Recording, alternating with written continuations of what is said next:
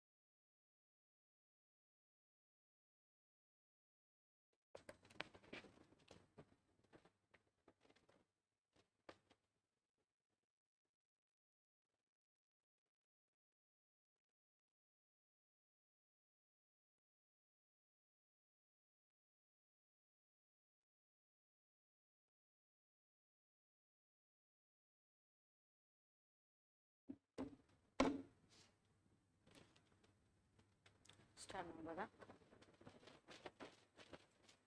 Messages ಒಂದು ಬರಂಗಿಲ್ಲ.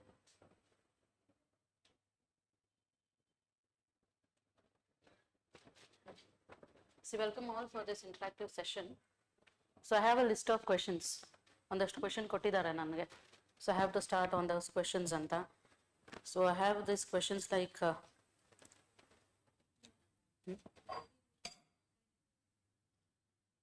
ಇಲ್ಲೇ ಇರ್ಬೇಕಾ? ಕನ್ನಡದಲ್ಲಿ ಬರೀತಿರೋರು ಇದ್ದೀರಾ ಅಂತ ಅನ್ಕೊಂಡಿದ್ದೀನಿ. ಕನ್ನಡದಲ್ಲಿ ಬರೀತಿರೋರು ಇದ್ದೀರಾ? ಫೈನ್. ಸಿ ನಿಮ್ಮ ಸ್ಟ್ರಾಟಜಿ ಏನಿದೆ, 60 ದಿನದಲ್ಲಿ ಹೆಂಗೆ ಬಾಕಿ ಇರೋದನ್ನ ಕ್ಲಿಯರ್ ಮಾಡ್ಬೋದು ಪ್ರಿಲಿಮ್ಸ್ನ, ಜೊತೆನಲ್ಲಿ ಕರೆಂಟ್ ಅಫೇರ್ಸ್ ಇಂಪಾರ್ಟೆನ್ಸ್ ಏನಿರುತ್ತೆ, ರೀಸೆಂಟ್ ಚೇಂಜಸ್ ನೋಡಿರ್ತೀರಾ. ಈ ಸಲ ಏನಾದರೂ ನೀವು ಪ್ರಿಲಿಮ್ಸ್ ಬರೆದಿದ್ರೆ I think you know that ಹೆಂಗೆ ಚೇಂಜ್ ಆಗಿದೆ ಎಕ್ಸಾಮ್ಸ್ ಅಂತ. ಸೊ ರೀಸೆಂಟ್ ಟ್ರೆಂಡ್ಸ್ ಬಗ್ಗೆ ಇರ್ಬೋದು, ಪ್ರೀವಿಯಸ್ ಕ್ವೆಶನ್ ಪೇಪರ್ದು ಇಂಪಾರ್ಟೆನ್ಸ್ ಏನಿರುತ್ತೆ. ಸಿ ಮೋರ್ ದೆನ್ ನಾನು ಹಿಂಗೆ ಹೋಗೋದಕ್ಕಿಂತ ಸೇಮ್ ಕ್ವೆಶನ್ಸ್ ನೀವೇ ಕೇಳ್ತೀರಾ ಅಂತ ಅನ್ಕೊಂಡಿದ್ದೀನಿ. So you will ask more than this advanced question ಕೆಲವು ಸಲ ಕೇಳ್ತೀರಾ. ಸೊ ನಾನು ಸುಮ್ಮನೆ ಪ್ಲೈನ್ ಆಗಿ ಕ್ವೆಶನ್ಸ್ ಪ್ರಕಾರ ಹೋಗೋದಕ್ಕಿಂತ if you have any particular questions probably ಎಲ್ಲ ಕವರ್ ಆಗುತ್ತೆ ನೀವು ಕ್ವೆಶನ್ ಕೇಳಿದ್ರೆ. If you have any particular questions ನೀವು ಕೇಳ್ಬೋದು. ಕೇಳಿದ್ರೆ it will be easy for me to discuss. ನಿಮಗೆ ಏನಾದರೂ KS ಬಗ್ಗೆ ಕ್ವೆಶನ್ಸ್ ಇದ್ರೆ, any question. My strategy was bit different. So ನಾನು ಬ್ಯಾಚಸ್ ಅಲ್ಲಿ classes I was a faculty. So classes ಮಾಡುವಾಗ ಇಷ್ಟು see strategy depends on individual person. ಎಲ್ಲರಿಗೂ ಒಂದೇ ಸ್ಟ್ರಾಟಜಿ ವರ್ಕ್ ಆಗೋದೇ ಇಲ್ಲ. See there is nothing like as uniform strategy for KS or UPSC. It all depends on you. ಈಗ ನಿಮಗೆ strategy ಹೆಂಗೆ work ಆಗುತ್ತೆ ಅಂತ ನಾನು ಹೇಳೋಕ್ಕಾಗಲ್ಲ. ನನ್ನ ಸ್ಟ್ರಾಟಜಿ ಏನಿತ್ತು ಅಂತ ನಾನು ಹೇಳ್ತೀನಿ. ಸೊ ದಟ್ ನಿಮ್ಮ ರಿಕ್ವೈರ್ಮೆಂಟ್ಸ್ಗೆ ಅಥವಾ ನೀವು ಹೆಂಗೆ ಪ್ರಿಪೇರ್ ಆಗಬೇಕು ಅಂದ್ರೆ ನೀವು ಅದನ್ನು ಮಾಡಿಫೈ ಮಾಡಿಕೊಂಡು ನೀವು ಹೋಗ್ಬೋದು. So my strategy was very simple. First I use to complete humanities. So ನೀವು ಕರೆಂಟ್ ಅಫೇರ್ಸ್ಗೆ ಯಾವತ್ತು ಸ್ಟಾರ್ಟಿಂಗ್ ಹೋಗಿರಲಿಲ್ಲ. ಬರೀ my preparation started in 2014 if I am not wrong. 15 I gave my KPSC. I cleared my KPSC prelims ಮತ್ತೆ mains clear ಆಗಿದೆ. Interview clear ಆಗಿರಲಿಲ್ಲ. But ಅವತ್ತಿಗೆ still I was 7th engineering ಅವಾಗ 14th ಇಯರ್ ಅಲ್ಲಿ ಇನ್ನೂ. So my strategy started like I tried to complete all the humanity subjects. So history, geography, polity. See, ನಂದು strategy KPSCಗೆ restrict ಆಗಿರುತ್ತೆ because ಇದು interactive session KSಗಲ್ಲ. ಅದಕ್ಕೆ UPSCಗೆ ಸ್ವಲ್ಪ changes ಆಗುತ್ತೆ. C KS ಅವ್ರು ಏನು ಮಾಡ್ತಾರೆ ಅಂದರೆ ಹೆಚ್ಚಾಗಿ ಹ್ಯುಮ್ಯಾನಿಟೀಸ್ಗೆ ಫೋಕಸ್ ಮಾಡ್ತಾರೆ ಒಂದು. ಸೆಕೆಂಡ್ ಥಿಂಗ್, ಕರೆಂಟ್ ಅಫೇರ್ಸ್ ಕ್ವೆಶನ್ನ KPSCಯಲ್ಲಿ ಅಟೆಂಡ್ ಮಾಡೋದು ಸ್ವಲ್ಪ ಕಷ್ಟ ಇರುತ್ತೆ. More than UPSC it is difficult. ನನ್ನ ಕೇಳೋದಿದ್ರೆ ನೀವು ಲಾಸ್ಟ್ ಕ್ವೆಶನ್ ಅಲ್ಲಿ ಎಲ್ಲರೂ ಅಟೆಂಡ್ ಮಾಡಿದ್ರ KS? ಸೊ ನೀವು KS ಅಟೆಂಡ್ ಮಾಡಿದ್ರೆ ನಿಮಗೆ ಗೊತ್ತಿರುತ್ತೆ. Current affairs you cannot attend, it is difficult. So subject ಈ ಸಲ I think it was very different paper. So ಇವಾಗ ಸ್ಟ್ರಾಟಜಿ, ಹಳೆ ಸ್ಟ್ರಾಟಜಿ ಯೂಸ್ ಆಗಲ್ಲ ನನಗೆ ಗೊತ್ತಿರೋಂಗೆ. You have to come up with your own strategy, new strategy ತಗೊಂಡ್ ಬರ್ಬೇಕು. C ಹೆಂಗೆ ನೀವು ನೆಕ್ಸ್ಟ್ ಸ್ಟ್ರಾಟಜಿ ಏನ್ ಮಾಡ್ತೀರಿ ಅನ್ನೋದು we shall discuss. But plain ಆಗಿ KS ಅಥವಾ KPSC ಅಂತ ನೋಡಿದ್ರೆ ಸಿ ಲೈಕ್ ಹ್ಯುಮ್ಯಾನಿಟೀಸ್ಗೆ ಜಾಸ್ತಿ ಇಂಪಾರ್ಟೆನ್ಸ್ ಕೊಡ್ತಾರೆ ಅವರು. ಸೊ ಫಸ್ಟ್ ಸಬ್ಜೆಕ್ಟ್ಸ್ಗೆ ಜಾಸ್ತಿ ಇಂಪಾರ್ಟೆನ್ಸ್ ಕೊಡ್ತಾರೆ. Fine. So subjects like polity, history, geography, economics, science and technology and environment. ಈ 6 ಸಬ್ಜೆಕ್ಟ್ಸ್ ಫಸ್ಟ್ ನೀವು ಕವರ್ ಮಾಡ್ಕೋಬೇಕು. So it should something like ಯಾವ್ದಾದ್ರು ಒಂದು ಕ್ವೆಶನ್ ಪೇಪರ್ನ ನೀವು ನೋಡ್ತಿದ್ದೀರಾ ಅಂದ್ರೆ you should be able to answer at least 60%. ಹಳೆ ಕ್ವೆಶನ್ ಪೇಪರ್ಸ್ ಆಗಲಿ, ಇಲ್ಲ ನಿಮ್ಮ ಮಾಕ್ ಟೆಸ್ಟ್ ಎಲ್ಲ ನೋಡ್ತಿರ್ತೀರಲ್ಲ, ಅದರಲ್ಲಿ ಅಟ್ಲೀಸ್ಟ್ ಒಂದು 60% ಆದ್ರೂ ನಿಮ್ಗೆ ಅಟೆಂಡ್ ಮಾಡಕ್ ಆಗಬೇಕು. ಆ ಲೆವೆಲ್ಗೆ ಕ್ವೆಶನ್ ಫಸ್ಟ್ ಹ್ಯುಮ್ಯಾನಿಟೀಸ್ ಎಲ್ಲ ಮುಗಿಸ್ಕೊಳ್ಳಿ. ಕರೆಂಟ್ ಅಫೇರ್ಸ್ ಬಗ್ಗೆ ಜಾಸ್ತಿ ಅಂದ್ರೆ ಯೋಚನೆ ಮಾಡುವಂತ ನೆಸೆಸಿಟಿ ಇಲ್ಲ starting. First you try to cover all the humanities. See, each and every subject is different. ನಿಮ್ಗೆ ಕೆಲವು ಸಬ್ಜೆಕ್ಟ್ಸ್ ಚೆನ್ನಾಗಿ ಅನ್ಸುತ್ತೆ, ಇನ್ ಕೆಲವು ಸಬ್ಜೆಕ್ಟ್ಸ್ ಇಷ್ಟ ಆಗಲ್ಲ, ಓದಕ್ ಇಷ್ಟ ಆಗಲ್ಲ, ಇಲ್ಲ ಅಂದ್ರೆ ಇಷ್ಟ ಸಲ ಓದಿದ್ರು ಮರ್ತೋಗೋ ತರ ಆಗುತ್ತೆ. ಸೊ ಆ ತರ ಡಿವೈಡ್ ಮಾಡ್ದಂಗೆ ಎಲ್ಲಾ ಸಬ್ಜೆಕ್ಟ್ಸ್ ಈಕ್ವಲಿ ಇಂಪಾರ್ಟೆಂಟ್ ಅಂತ ತಗೊಂಡು ಫಸ್ಟ್ ಎಲ್ಲ ಹ್ಯುಮ್ಯಾನಿಟಿ ಸಬ್ಜೆಕ್ಟ್ಸ್ ಕವರ್ ಮಾಡ್ಕೊಳ್ಳಿ. Don't go for current affairs ಓದ್ಬಿಡಿ ಅಂತಲ್ಲ, every day basis current affairs ಓದಿ. ಬಟ್ ಇಲ್ಲಿ ಏನ್ ಮಾಡ್ತಾರೆ ಅಂದ್ರೆ ಫಸ್ಟ್ ಕರೆಂಟ್ ಅಫೇರ್ಸ್ ಓದ್ತಾರೆ, ಸಬ್ಜೆಕ್ಟ್ಸ್ ಬಿಟ್ಬಿಟ್ಟಿರ್ತಾರೆ. That is not right strategy. Because ನೀವು ಹ್ಯುಮ್ಯಾನಿಟೀಸ್ ಕವರ್ ಮಾಡ್ತಿದ್ದೀರಾ ಅಂದ್ರೆ it will be helpful for you in essay writing. Essay writing ನೀವು ಸೆಪರೇಟ್ ಪ್ರಿಪರೇಷನ್ ಮಾಡಲ್ಲ ಅಂತ ಅನ್ಕೊಂಡಿದೀನಿ. ಎಲ್ಲಾ ಸಬ್ಜೆಕ್ಟ್ಸ್ ಅಲ್ಲಿ ನೀವೇನು ಓದಿರ್ತೀರೋ ಅದನ್ನ ಒಂದು ಆರ್ಡರ್ ಮಾಡ್ಕೊಂಡು ನೀವು ಎಸ್ಸೆ ಬರೀತೀರಾ ಅಷ್ಟೇನೆ. ಎಸ್ಸೆಗೆ ಯೂಸ್ ಆಗುತ್ತೆ ನೀವೇನಾದ್ರೂ ಸಬ್ಜೆಕ್ಟ್ಸ್ ಓದಿದ್ರೆ, ಸ್ಟಾರ್ಟಿಂಗ್ ಸಬ್ಜೆಕ್ಟ್ಸ್ ಅಂತ ಮಾಡಿದ್ರೆ. ಅಂಡ್ ಕರೆಂಟ್ ಅಫೇರ್ಸ್ ಅಲ್ಲಿ ಸಬ್ಜೆಕ್ಟ್ಸ್ ಬೇಸ್ಡ್ ಕರೆಂಟ್ ಅಫೇರ್ಸ್ ಇರುತ್ತೆ. ನೀವು ಸಬ್ಜೆಕ್ಟ್ ಓದಿದ್ರೆ ಆ ಬೇಸಿಕ್ಸ್ ಇದ್ರೆ ಮಾತ್ರ ಒಂದು ಕರೆಂಟ್ ಅಫೇರ್ಸ್ ನ ನೀವು ಗ್ರಾಸ್ ಮಾಡಕ್ ಆಗೋದು. ಫಾರ್ ಎಕ್ಸಾಂಪಲ್ ಯಾವ್ದೋ ಒಂದು ಸಬ್ಜೆಕ್ಟ್ ಇನ್ಫ್ಲೇಷನ್ ಬಗ್ಗೆ ಓದ್ತೀರಾ ಅನ್ಕೊಳ್ಳಿ ಎಕನಾಮಿಕ್ಸ್ ಅಲ್ಲಿ. ಈಗ ನಿಮ್ಮ ಕರೆಂಟ್ ಅಫೇರ್ಸ್ ಅಲ್ಲಿ ಫಾರ್ ಎಕ್ಸಾಂಪಲ್ ಸೊಸೈಟಿಲಿ ಏನೋ ಇನ್ಫ್ಲೇಷನ್ ಆಗ್ತಾ ಇದೆ, ಅದರಿಂದ ಏನೇನ್ ಪ್ರಾಬ್ಲಮ್ಸ್ ಆಗ್ತಿದೆ ಅಂತ ಕೊಟ್ಟಿರ್ತಾರೆ. ಫಸ್ಟ್ ನಿಮ್ಗೆ ಇನ್ಫ್ಲೇಷನ್ ಅಂದ್ರೆ ಏನು, ಆ ಬೇಸಿಕ್ ಏನು ಅಂತ ಗೊತ್ತಿರಬೇಕು. So others there is no point of going for current affairs. So current affairs ಸ್ವಲ್ಪ ಹೋಲ್ಡ್ ಅಲ್ಲಿ ಇಟ್ಟು ಫಸ್ಟ್ ಎಲ್ಲ humanities I use to complete. It is something like I use to have a target ಇತ್ತು. For example like 15 days. 15 days ನಲ್ಲಿ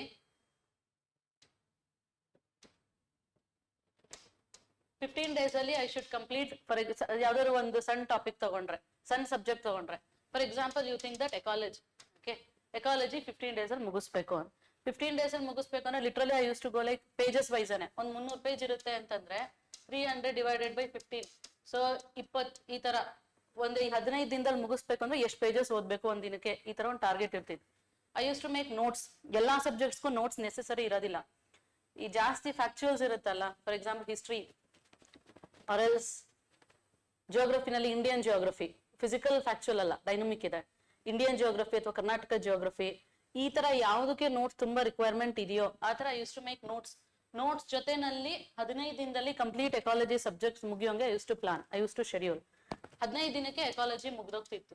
so ecology is done. Second I use to take another subject. For example 7 ದಿನಕ್ಕೆ ಬರೀ ancient history ಮಾತ್ರ ಓದೋದು. I use to divide for 7 days. 7 ದಿನ ancient history ಓದಿದ್ಮೇಲೆ next I use to take ಯಾವ್ದಾದ್ರು ಒಂದು ದೊಡ್ಡ ಸಬ್ಜೆಕ್ಟ್. ಫಾರ್ ಎಕ್ಸಾಂಪಲ್ ಒಂದು 20 ದಿನ ಮಾಡರ್ನ್ ಹಿಸ್ಟ್ರಿ. ಬಟ್ ಈ ಮಾಡರ್ನ್ ಹಿಸ್ಟ್ರಿ ಓದುವಾಗ I use to do this ecology and ancient history revision. So ಈ ಕಡೆ ರಿವಿಷನ್ ಕಂಪ್ಲೀಟ್ ಆಗ್ತಾ ಇತ್ತು, ಹೊಸ ಸಬ್ಜೆಕ್ಟ್ ಕೂಡ ಕಂಪ್ಲೀಟ್ ಆಗ್ತಾ ಇರುತ್ತೆ. So then I use to take some other subject. For example physical geography ಒಂದು 15 ದಿನ.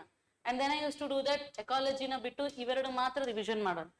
ಒಂದ್ಸಲ ನೀವು ಓದ್ಬಿಟ್ಟು ಬಿಟ್ಬಿಟ್ರೆ ಒಂದು 4 ತಿಂಗಳಾದ್ಮೇಲೆ ಮತ್ತೆ ಓದಕ್ ಸ್ಟಾರ್ಟ್ ಮಾಡಿದ್ರೆ ಹೊಸ ಸಬ್ಜೆಕ್ಟ್ ತರ ಫೀಲ್ ಆಗುತ್ತೆ ನಿಮ್ಗೆ, ಏನೂ ನೆನಪಿರೋದಿಲ್ಲ ನಿಮ್ಗೆ. Okay, and this is how I use to do. Within 4 months I completed all humanities. ಎಲ್ಲ ಹ್ಯುಮ್ಯಾನಿಟೀಸ್ ಮುಗ್ದೋಗಿತ್ತು. ಸೊ ಜಿಯೋಗ್ರಫಿ, ಹಿಸ್ಟ್ರಿ, ಪಾಲಿಟಿ ಎಲ್ಲ subjects. And after 4 months you concentrate on current affairs. ಈ ಕರೆಂಟ್ ಅಫೇರ್ಸ್ ಹೋದ್ಮೇಲೆ ಜೊತೆನಲ್ಲಿ you should keep on revising. ಇದೇನ್ subjects humanities ಇತ್ತು ಇದನ್ನೆಲ್ಲ revision ಮಾಡ್ತಾನೆ ಇರಬೇಕು, ಕರೆಂಟ್ ಅಫೇರ್ಸ್ ಜೊತೆಲಿ ಓದ್ತಿರ್ಬೇಕು. ಸೊ ಈ ತರ ಮಾಡಿದ್ರೆ ನಿಮ್ಗೆ ಮತ್ತೆ ಮತ್ತೆ ರಿವಿಷನ್ ಆಗ್ತಿರುತ್ತೆ, ಕರೆಂಟ್ ಅಫೇರ್ಸ್ ಓದ್ತಾ ಇರ್ತೀರಾ. That is how my strategy was. Okay, so first humanities ಎಲ್ಲ ಕಂಪ್ಲೀಟ್ ಮಾಡ್ಕೊಂಡು ಆಮೇಲೆ I went for current affairs. So ಈ ತರ ಮಾಡಿದ್ರೆ it is fine. Any other? ಇಲ್ಲ, ಯು ಕ್ಯಾನ್ ಫ್ರೀಲಿ ಟಾಕ್, ಅದೆಲ್ಲ ಏನು ಸಮಸ್ಯೆ ಇಲ್ಲ. ಆನ್ಲೈನ್ ಅವರು you can post the questions here. So ನೀವು ಕ್ವೆಶನ್ ಪೋಸ್ಟ್ ಮಾಡಿ.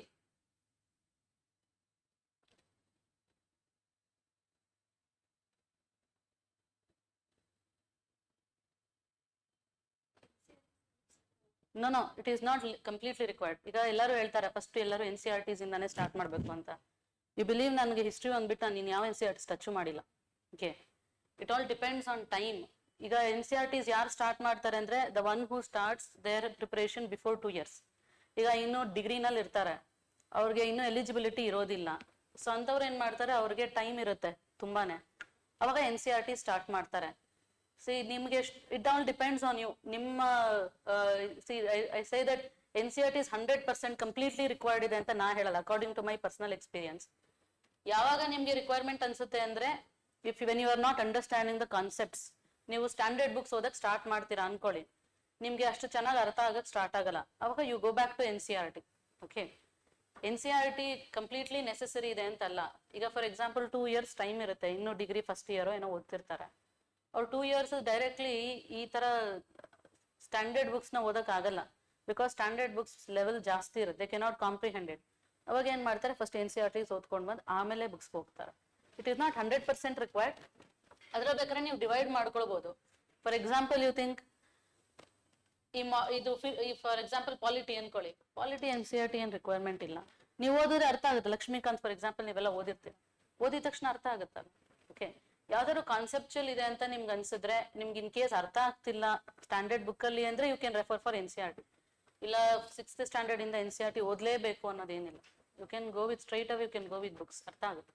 ಓಕೆ, ಕೆಲವು ಡೈನಮಿಕ್ ಕಾನ್ಸೆಪ್ಟ್ಸ್ ಇದ್ರೆ ಆಯ್ತಾಯ್ತು ಸರ್, ಕೆಲವು ಡೈನಮಿಕ್ ಕಾನ್ಸೆಪ್ಟ್ಸ್ ಇದ್ರೆ ಫಾರ್ ಎಕ್ಸಾಂಪಲ್ ಫಿಸಿಕಲ್ ಜಿಯೋಗ್ರಫಿ ಅಂತ ಅನ್ಕೊಳ್ಳಿ, ಇದರಲ್ಲಿ ವಿಂಡ್ಸ್ ಬಗ್ಗೆ ಎಲ್ಲ ಇರುತ್ತೆ. ಆತರ ಏನಾದ್ರೂ ತೀರಾ ಕಾನ್ಸೆಪ್ಚುಯಲ್ ಇದ್ರೆ ಒಂದ್ಸಲ NCERT ನೋಡಬಹುದು, ಬಟ್ ನಾಟ್ 100% ರಿಕ್ವೈರ್ಡ್. ನಿಮ್ಗೆ ಟೈಮ್ ಶಾರ್ಟೇಜ್ ಇದೆ ಅಂದ್ರೆ directly go for books. Okay sir, ಹೆಂಗಿದ್ರು ನೀವೆಲ್ಲ ಒಂದ್ ಕಡೆ ಎಲ್ಲಾದ್ರೂ ಕೋಚಿಂಗ್ ತಗೊಂತಿರ್ತೀರಾ. ಈ ಕಡೆ ಕೋಚಿಂಗು ತಗೊಂಡು NCERTನೂ ಓದ್ಕೊಂಡು ಸ್ಟ್ಯಾಂಡರ್ಡ್ ಬುಕ್ನು ಏನಂತ ನೆಸೆಸಿಟಿ ಇಲ್ಲ. ಕೋಚಿಂಗ್ ಅಲ್ಲೇ ನಿಮ್ಗೊಂದು ಬೇಸಿಕ್ಸ್ ಅಂತ ಸಿಕ್ಕಿರುತ್ತೆ, ಅದ್ರ ಬೇಸ್ ಮೇಲೆ go for standard books, that is fine. Self motivation ಅಪ್ಪ ಹೆಸರು ಹೇಳುತ್ತಲ್ಲ, ರವಿಚಂದ್ರ ಅನ್ಸುತ್ತೆ, is asking about self motivation ಬಗ್ಗೆ ಅಂತ. ಸೊ ಈ self motivation I tell you, ಅದ್ ಹೆಸರು ಹೇಳುತ್ತೆ self motivation. No one can motivate you, that is what I think. ಯಾರು ನಿಮ್ಮನ್ನು ಮೋಟಿವೇಟ್ ಮಾಡಕ್ಕಾಗಲ್ಲ. ಯಾರು ಮೋಟಿವೇಟ್ ಮಾಡಿದ್ರು ಅದು ಅರ್ಧ ಗಂಟೆ ಮೇಲೆ ಇರಲ್ಲ ನಿಮ್ಗೆ. So you have to motivate yourself, ಅದಕ್ಕೆ ಸೆಲ್ಫ್ ಮೋಟಿವೇಶನ್ ಅನ್ನೋದು. ಮೋಟಿವೇಶನ್ ನಿಮ್ಗೆ ಯಾವುದೋ ಒಂದು ಬ್ಯಾಕ್ ಗ್ರೌಂಡ್ಗೋಸ್ಕರನೇ ನೀವು ಈ ಫೀಲ್ಡ್ ನ ಚೂಸ್ ಮಾಡಿರ್ತೀರಾ. It is not out of blue that you have chosen this. ಈಗ ಯಾರಾದ್ರೂ ಮನೆಯಲ್ಲಿ ಆಫೀಸರ್ಸ್ ಇರ್ತಾರೆ ನೋಡಿರ್ತೀರಾ, ಇಲ್ಲಾಂದ್ರೆ ನಿಮ್ಮಲ್ಲಿ ಕೇಳಿರ್ತೀರಾ, ಇಲ್ಲಾಂದ್ರೆ ಇಲ್ಲ ಆಫೀಸರ್ಸ್ ಆದ್ರೆ ಈ ತರ ಪವರ್ ಇರುತ್ತಂತೆ, ಸೊ ಇಲ್ಲಾಂದ್ರೆ ಈ ತರ ರೆಸ್ಪಾನ್ಸಿಬಿಲಿಟಿ ಇರುತ್ತಂತೆ, ಸರ್ವಿಸ್ ಮಾಡ್ಲಿಕ್ಕೆ ಅವಕಾಶ ಸಿಗುತ್ತಂತೆ ಎಲ್ಲ ಕೇಳಿರ್ತೀರಾ. So I always say self motivation I tell you, it all depends purely on you. Motivation ನೀವೇ ತಗೊಳ್ಬೇಕು, ಬೇರೆ ಯಾರಿಗೂ ಮೋಟಿವೇಶನ್ಗೋಸ್ಕರ ಎಕ್ಸ್ಪೆಕ್ಟು ಮಾಡಬೇಡಿ, ಅದ್ ನಿಮ್ಗೆ ಹೆಲ್ಪ್ ಮಾಡುತ್ತೆ ಅಂತಾನು ಅನ್ಕೊಳ್ಬೇಡಿ. That never helps. Motivation should come from you, ನೀವೇ ಮಾಡ್ಬೇಕು. ಒಂದು ಮೋಟಿವೇಶನ್ ಅಂದ್ರೆ whatever you start it has to end. ನೀವು ನೀಟಾಗಿ ಅದನ್ನ ಎಂಡ್ ಮಾಡ್ಬೇಕು. ನೀವೇ ಸ್ಟಾರ್ಟ್ ಮಾಡಿರ್ತೀರಾ, ನೀವೇ KS ಬರಿಬೇಕು ಅಂತ ಶುರು ಮಾಡಿರ್ತೀರಾ, ಶುರು ಮಾಡಿದ್ಮೇಲೆ at least once you start you should end it. ಅದನ್ನ ನೀಟಾಗಿ ಕ್ಲಿಯರ್ ಮಾಡಂಗೆ ಮುಗಿಸ್ಕೋಬೇಕು. ಮಧ್ಯಕ್ಕೆ ಬಿಡಬಾರ್ದು, ಮಧ್ಯಕ್ಕೆ ಬಿಟ್ರೆ ಲೈಫ್ ಲಾಂಗ್ ಅದು ಕಾಡುತ್ತೆ. ಸೊ ನಾನು ಮಾಡ್ಬೇಕು ಅಂತ ಸ್ಟಾರ್ಟ್ ಮಾಡಿದೆ, but I couldn't do it ಅಂತ. Motivation it is depends on you. Okay, nothing works. Coaching ತಗೊಳ್ಳೋದು ಕಂಪಲ್ಸರಿನಾ? No, it is not compulsory. So ಇವಾಗ ಏನಾಗಿದೆ ಅಂದ್ರೆ, but it helps, I tell you. Coaching help ಮಾಡುತ್ತೆ, not compulsory. Coaching how it helps ಅಂದ್ರೆ, for example ನಂದೇ personal experience ಹೇಳ್ತೀನಿ. I came from no coaching background. ನಾನು ಎಲ್ಲೂ coaching ತಗೊಂಡಿರ್ಲಿಲ್ಲ ಎಕ್ಸಾಮ್ ಕ್ಲಿಯರ್ ಮಾಡ್ಲಿಕ್ಕೆ. Physical geography use to teach geography, ಅದಕ್ಕೆ ಸ್ವಲ್ಪ ಜಿಯೋಗ್ರಫಿ ಜಾಸ್ತಿ ಬರುತ್ತೆ ಅಷ್ಟೇ. ಫಿಸಿಕಲ್ ಜಿಯೋಗ್ರಫಿನ ಅರ್ಥ ಮಾಡ್ಕೊಳ್ಳೋಕೆ ಐ ಟುಕ್ 1 year. ನೀವು ಕೋಚಿಂಗ್ ತಗೊಂಡ್ರೆ ಆ ಫಿಸಿಕಲ್ ಜಿಯೋಗ್ರಫಿನ you can understand in 1.5 months. ಇಷ್ಟೇ ಡಿಫ್ರೆನ್ಸ್ ಕೋಚಿಂಗ್ಗೂ ವಿತೌಟ್ ಕೋಚಿಂಗ್. ಕೋಚಿಂಗ್ ತಗೊಂಡ್ರೆ your preparation becomes bit faster. ಏನೋ ಇಲ್ದೇ ಇರೋದನ್ನ ಯಾರು ಹೇಳ್ಕೊಡಕ್ ಆಗಲ್ಲ, ಇರೋದನ್ನ ಹೇಳ್ಕೊಟ್ಟಿರ್ತಾರೆ. It becomes faster. ನೀವು ಬೇಗ ಕಲ್ತ್ಕೊಳ್ಬಹುದು, ಬೇಗ ಕಾನ್ಸೆಪ್ಟ್ಸ್ ಅರ್ಥ ಆಗುತ್ತೆ, ನಿಮ್ ಪ್ರಿಪರೇಷನ್ ಫಾಸ್ಟ್ ಆಗುತ್ತೆ, ನಿಮ್ಗೆ ರಿವಿಷನ್ ಮಾಡ್ಲಿಕ್ಕೆ ಟೈಮ್ ಸಿಗುತ್ತೆ. Without coaching you can go for exams, but ಸ್ವಲ್ಪ ಟೈಮ್ ಜಾಸ್ತಿ ಆಗುತ್ತೆ. ಓಕೆ, ಕಂಪಲ್ಸರಿ ಅಲ್ಲಪ್ಪ, it all depends on you. So compulsory ಅಂತ ಯಾರು ಹೇಳೋದು ಇಲ್ಲ. ಸೊ ನಿಮ್ಗೆ ಬೇಗ ಮುಗಿಬೇಕು, ಇನ್ ಬೇಗ ಅರ್ಥ ಆಗ್ಬೇಕು, ಪ್ರಿಪರೇಷನ್ ಬೇಗ ಮುಗಿಬೇಕು ಅಂದ್ರೆ ಯು ಗೋ ಫಾರ್ ಕೋಚಿಂಗ್, ಇಲ್ಲಾಂದ್ರೆ ಲೇಟ್ ಆಗುತ್ತೆ ಅಷ್ಟೇ. ಅಂಡ್ ನಿಮ್ಗೆ ಹೆಂಗ್ ಅರ್ಥ ಆಗುತ್ತೆ ಅನ್ಸುತ್ತೋ ನೀವು ಹಂಗ ಅರ್ಥ ಮಾಡ್ಕೊಳ್ತಾ ಹೋಗ್ತೀರಾ ಕಾನ್ಸೆಪ್ಟ್ಸ್ ನ. ಕೋಚಿಂಗ್ ಅಂತ ಬಂದಾಗ ಸ್ವಲ್ಪ ಎಕ್ಸ್ಪೀರಿಯನ್ಸ್ ಇರೋರು ಇರ್ತಾರೆ, ಆಲ್ರೆಡಿ ಎರರ್ಸ್ ಮಾಡಿರ್ತಾರೆ. ಸೊ ನಿಮ್ಗೊಂದು ರೈಟ್ ಪಾತ್ ಅಲ್ಲಿ ತಗೊಂಡು ಹೋಗ್ಲಿಕ್ಕೆ ಟ್ರೈ ಮಾಡ್ತಾರೆ. That house how coaching helps. It helps, it is not compulsory. ಇನ್ನೇನಾದ್ರೂ ಕ್ವೆಶನ್ಸ್ ಇದೆಯಾ? Time table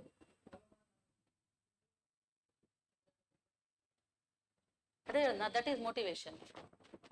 okay, first of all I tell you, ನೀವು ಕೆಲವರು ಮಾತ್ರ ಟೈಮ್ ಟೇಬಲ್ ಹಾಕೊಂಡು ಓದ್ತಾರೆ, ನಾನು ಇಲ್ಲ ಅಂತ ಹೇಳಲ್ಲ. ಟೈಮ್ ಟೇಬಲ್ ಅಂದ್ರೆ ಒಂದ್ ದಿನದ ಟೈಮ್ ಟೇಬಲ್, ಇಷ್ಟೊತ್ತಿಂದ ಇಷ್ಟೊತ್ತು ಓದ್ಬೇಕು ಆ ತರನಾ?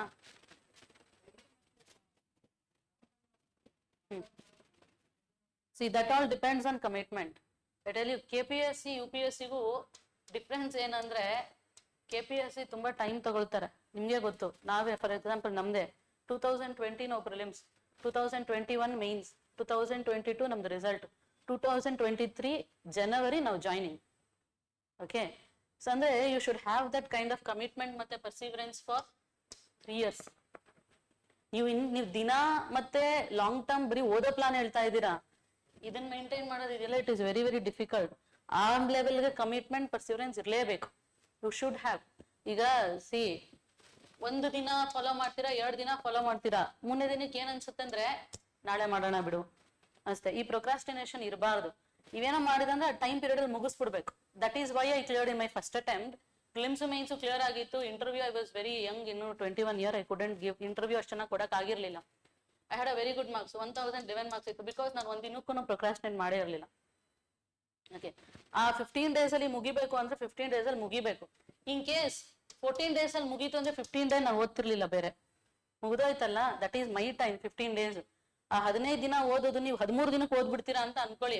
ಆ 2 ದಿನ ತಿರ್ಗಾ ಓದಕ್ ನಾನು ತಗೋತಾನೆ ಇರ್ಲಿಲ್ಲ. Because I completed early and this 2 days is mine and I use to enjoy. ನಿಮ್ಗೆ ನೆಕ್ಸ್ಟ್ ಡೇಗೆ ಪ್ರೊಕ್ರಾಸ್ಟಿನೇಟ್ ಮಾಡ್ಲೇಬಾರ್ದು. That depends on commitment. ನೀವು ಅವಾಗ KPSC ಕ್ಲಿಯರ್ ಮಾಡ್ಬೇಕು ಅನ್ನೋದು ನೆನ್ಸ್ಕೋಬೇಕಷ್ಟೆ. Okay, so time table follow ಮಾಡ್ಬೇಕು ಅಂಡ್ ಮಾಡಕ್ ಆಗುವಂತ ಟೈಮ್ ಟೇಬಲ್ ನ ಹಾಕೊಳ್ಬೇಕು first. Okay, that is very important. ಏನ್ ಮಾಡ್ತೀರಾ ಅಂದ್ರೆ 6 ತಿಂಗಳಿಗೆ ಎಲ್ಲಾ ಸಬ್ಜೆಕ್ಟ್ಸ್ ಮುಗಿಸ್ಬಿಡ್ಬೇಕು ಅಂತ ಅನ್ಕೊಂತೀರಾ ಅಷ್ಟೇ. ಓಕೆ, ಅನ್ಕೊಳ್ಳೋದಲ್ಲ, ಆಗತ್ತಾ? See, each and every one have their own pace of studying. I tell you. ಈ ಕೆಲವ್ರು ಏನ್ ಮಾಡ್ತಾರೆ ಅಂದ್ರೆ, ಈಗ ನನಗೊಂದು ಕೆಲವ್ರು ಕ್ವಶನ್ ಕೇಳ್ತಾರೆ, ಒಂದ್ ದಿನಕ್ಕೆ ಎಷ್ಟು ಅವರ್ ಓದ್ಬೇಕು? ತುಂಬಾ ನನಗೆ I have 8 years of coaching experience. 8 ವರ್ಷದಲ್ಲಿ ತುಂಬಾ ಜನ ಕೇಳಿರುವಂತ ಕ್ವಶನ್ ಇದು, ಎಷ್ಟು ಅವರ್ ಓದ್ಬೇಕು? See, it doesn't depend on hours. ನಾನ್ 1 hourಗೆ ಓದಿ ಅರ್ಥ ಮಾಡ್ಕೊಳ್ಳೋದನ್ನ ನೀವು ಅರ್ಧ ಗಂಟೆಲಿ ಓದಿ ಅರ್ಥ ಮಾಡ್ಕೋಬಹುದು. ಸೊ ಅಂಡ್ ನಾನ್ 1 hour 10 ಪೇಜ್ ಓದ್ತೀನಿ ಅಂದ್ರೆ ನೀವು 1 hourಗೆ 5 ಪೇಜ್ ಮಾತ್ರ ಓದ್ಬಹುದು. That all depends on your individual capacity. First ನಿಮ್ಮ ಕೆಪಾಸಿಟಿ ಹೆಂಗಿದೆ ಅನ್ನೋದನ್ನ ನೀವು ಅರ್ಥ ಮಾಡ್ಕೊಳ್ಳಿ. ಓಕೆ, ಈಗ ಫಾರ್ ಎಕ್ಸಾಂಪಲ್ 15 ದಿನದಲ್ಲಿ ನಾನು ಎಕಾಲಜಿ ಮುಗಿಸ್ತೀನಿ. ನಿಮಗೆ ಅದೇ 15 ದಿನ ಬೇಕು ಅಂತ ಅಲ್ಲ. You can cover it in 10 days. ನಿಮ್ ಕೆಪಾಸಿಟಿ ನಿಮಗ್ ಮಾತ್ರ ಗೊತ್ತಿರುತ್ತೆ. First try to analyse yourself. ಮೊದಲು ನಿಮ್ಮ ಏನು ಅಂತ ನೀವ್ ಅರ್ಥ ಮಾಡ್ಕೊಂಡ್ರೆ ಸಬ್ಜೆಕ್ಟ್ಸ್ ನಾನು ಹೆಂಗೆ ಅನಲೈಸ್ ಮಾಡ್ತೀನಿ, ನನಗೆ ಎಷ್ಟು ದಿನ ಬೇಕಾಗುತ್ತೆ ಅಂತ ನಿಮ್ಗೆ ಅರ್ಥ ಆಗುತ್ತೆ. ಓಕೆ, ಸೊ ಅದ್ರ ಬೇಸ್ಡ್ ಮೇಲೆ ಟೈಮ್ ಟೇಬಲ್ ಹಾಕೊಳ್ಳಿ. ಅಂಡ್ ಇನ್ನೊಂದು, ಅದು ಯಾಕೆ ಟೈಮ್ ಟೇಬಲ್ ಮಿಸ್ ಆಗುತ್ತೆ ಅಂದ್ರೆ, ಒಂದೇ ಅಂಡ್ KPSC UPSC ಅಲ್ಲಿ ತುಂಬಾ ಇಂಟ್ರೆಸ್ಟಿಂಗ್ ಸಬ್ಜೆಕ್ಟ್ಸ್ ಇಲ್ಲ. I agree that. ಆಯ್ತಾ? ಹಿಸ್ಟ್ರಿ ಓದ್ತಾ ಇರ್ತೀರಾ. ಈಗ ಫಾರ್ ಎಕ್ಸಾಂಪಲ್ ಏನ್ಷಿಯಂಟ್ ಹಿಸ್ಟ್ರಿ ಓದ್ತೀರಾ, 1 ಚಾಪ್ಟರ್ ಓದಿ 2 ಚಾಪ್ಟರ್ ಓದ್ತೀರಾ, 3ನೇ ಚಾಪ್ಟರ್ಗೆ ಇಂಟ್ರೆಸ್ಟಿಂಗ್ ಅಂತ ಅನ್ಸಲ್ಲ. This is a very big problem. History ಮಾತ್ರ ಅಲ್ಲ, ಎನಿ ಅದರ್ ಸಬ್ಜೆಕ್ಟ್. ಅವಾಗ ಏನ್ ಮಾಡ್ಬೇಕಂದ್ರೆ ಇದನ್ನ ಫ್ಲೆಕ್ಸಿಬಲ್ ಮಾಡ್ಕೊಳ್ಳಿ ಟೈಮ್ ಟೇಬಲ್ ನ, ಬೇರೆ ಸಬ್ಜೆಕ್ಟ್ ಸ್ಕಿಪ್ ಆಗಿ. ಓಕೆ, ಸೊ ಅದಕ್ಕೆ ಹೇಳಿದ್ದು ಏನ್ಷಿಯಂಟ್ ಹಿಸ್ಟ್ರಿ ಓದಿದ್ಮೇಲೆ ಮಾಡರ್ನ್ ಹಿಸ್ಟ್ರಿ ಓದ್ರಿ ಅಂತ ಅಲ್ಲ. ಏನ್ಷಿಯಂಟ್ ಹಿಸ್ಟ್ರಿ ಸ್ವಲ್ಪ ಮಾತ್ರ ಇರುತ್ತೆ, ಬೇಗ ಕವರ್ ಮಾಡ್ಬೋದು. ಏನ್ಷಿಯಂಟ್ ಆಗ್ತಿದಂಗೆ you skip to some other subject. ಅವಾಗ ಏನಾಗುತ್ತೆ ಅಂದ್ರೆ ಹಿಸ್ಟ್ರಿ ಓದಿ ಓದಿ ಬೋರ್ ಆಗಿರುತ್ತೆ. ನೆಕ್ಸ್ಟ್ ಸಬ್ಜೆಕ್ಟ್ ನೀವು ತಗೊಳ್ತೀರಾ ಅಂದ್ರೆ there will be some change ಅಲ್ಲ, ಅವಾಗ ಮತ್ ಕಂಟಿನ್ಯೂಟಿ ಆಗುತ್ತೆ. ಓಕೆ, ಆತರ ಮಾಡ್ಕೊಳ್ಳಿ. ಬಟ್ ಎವ್ರಿ ಡೇ ಓದ್ಲೇಬೇಕು ಅನ್ನೋದು ಪ್ಯೂರ್ಲಿ ನಿಮ್ ಕಮಿಟ್ಮೆಂಟ್. ಓದ್ಬೇಕು, ಕ್ಲಿಯರ್ ಮಾಡ್ಬೇಕಲ್ಲ ಎಕ್ಸಾಮ್, ಹಂಗಂದ್ರೆ ಓದ್ಬೇಕು. You have to study. But ಆತರ ಏನಾದ್ರೂ ನಿಮ್ಗೆ ಬೋರ್ ಆಗ್ತಿದೆ ಅಂದ್ರೆ ಸಬ್ಜೆಕ್ಟ್ ಚೇಂಜ್ ಮಾಡಿ. ಓಕೆ, ಅಟ್ಲೀಸ್ಟ್ ಆದ್ರೂ ಒಂದ್ ಸ್ವಲ್ಪ ದಿನ ಒಂದ್ ಸಬ್ಜೆಕ್ಟ್ ಓದ್ಬೇಕು. ಒಂದೊಂದೇ ದಿನಕ್ಕೆ ಸಬ್ಜೆಕ್ಟ್ ಚೇಂಜ್ ಮಾಡ್ತಿದ್ರೆ ಒಂದು ಕವರ್ ಆಗಲ್ಲ, ತುಂಬಾ ಉಳ್ಕೊಳ್ತಾ ಹೋಗುತ್ತೆ.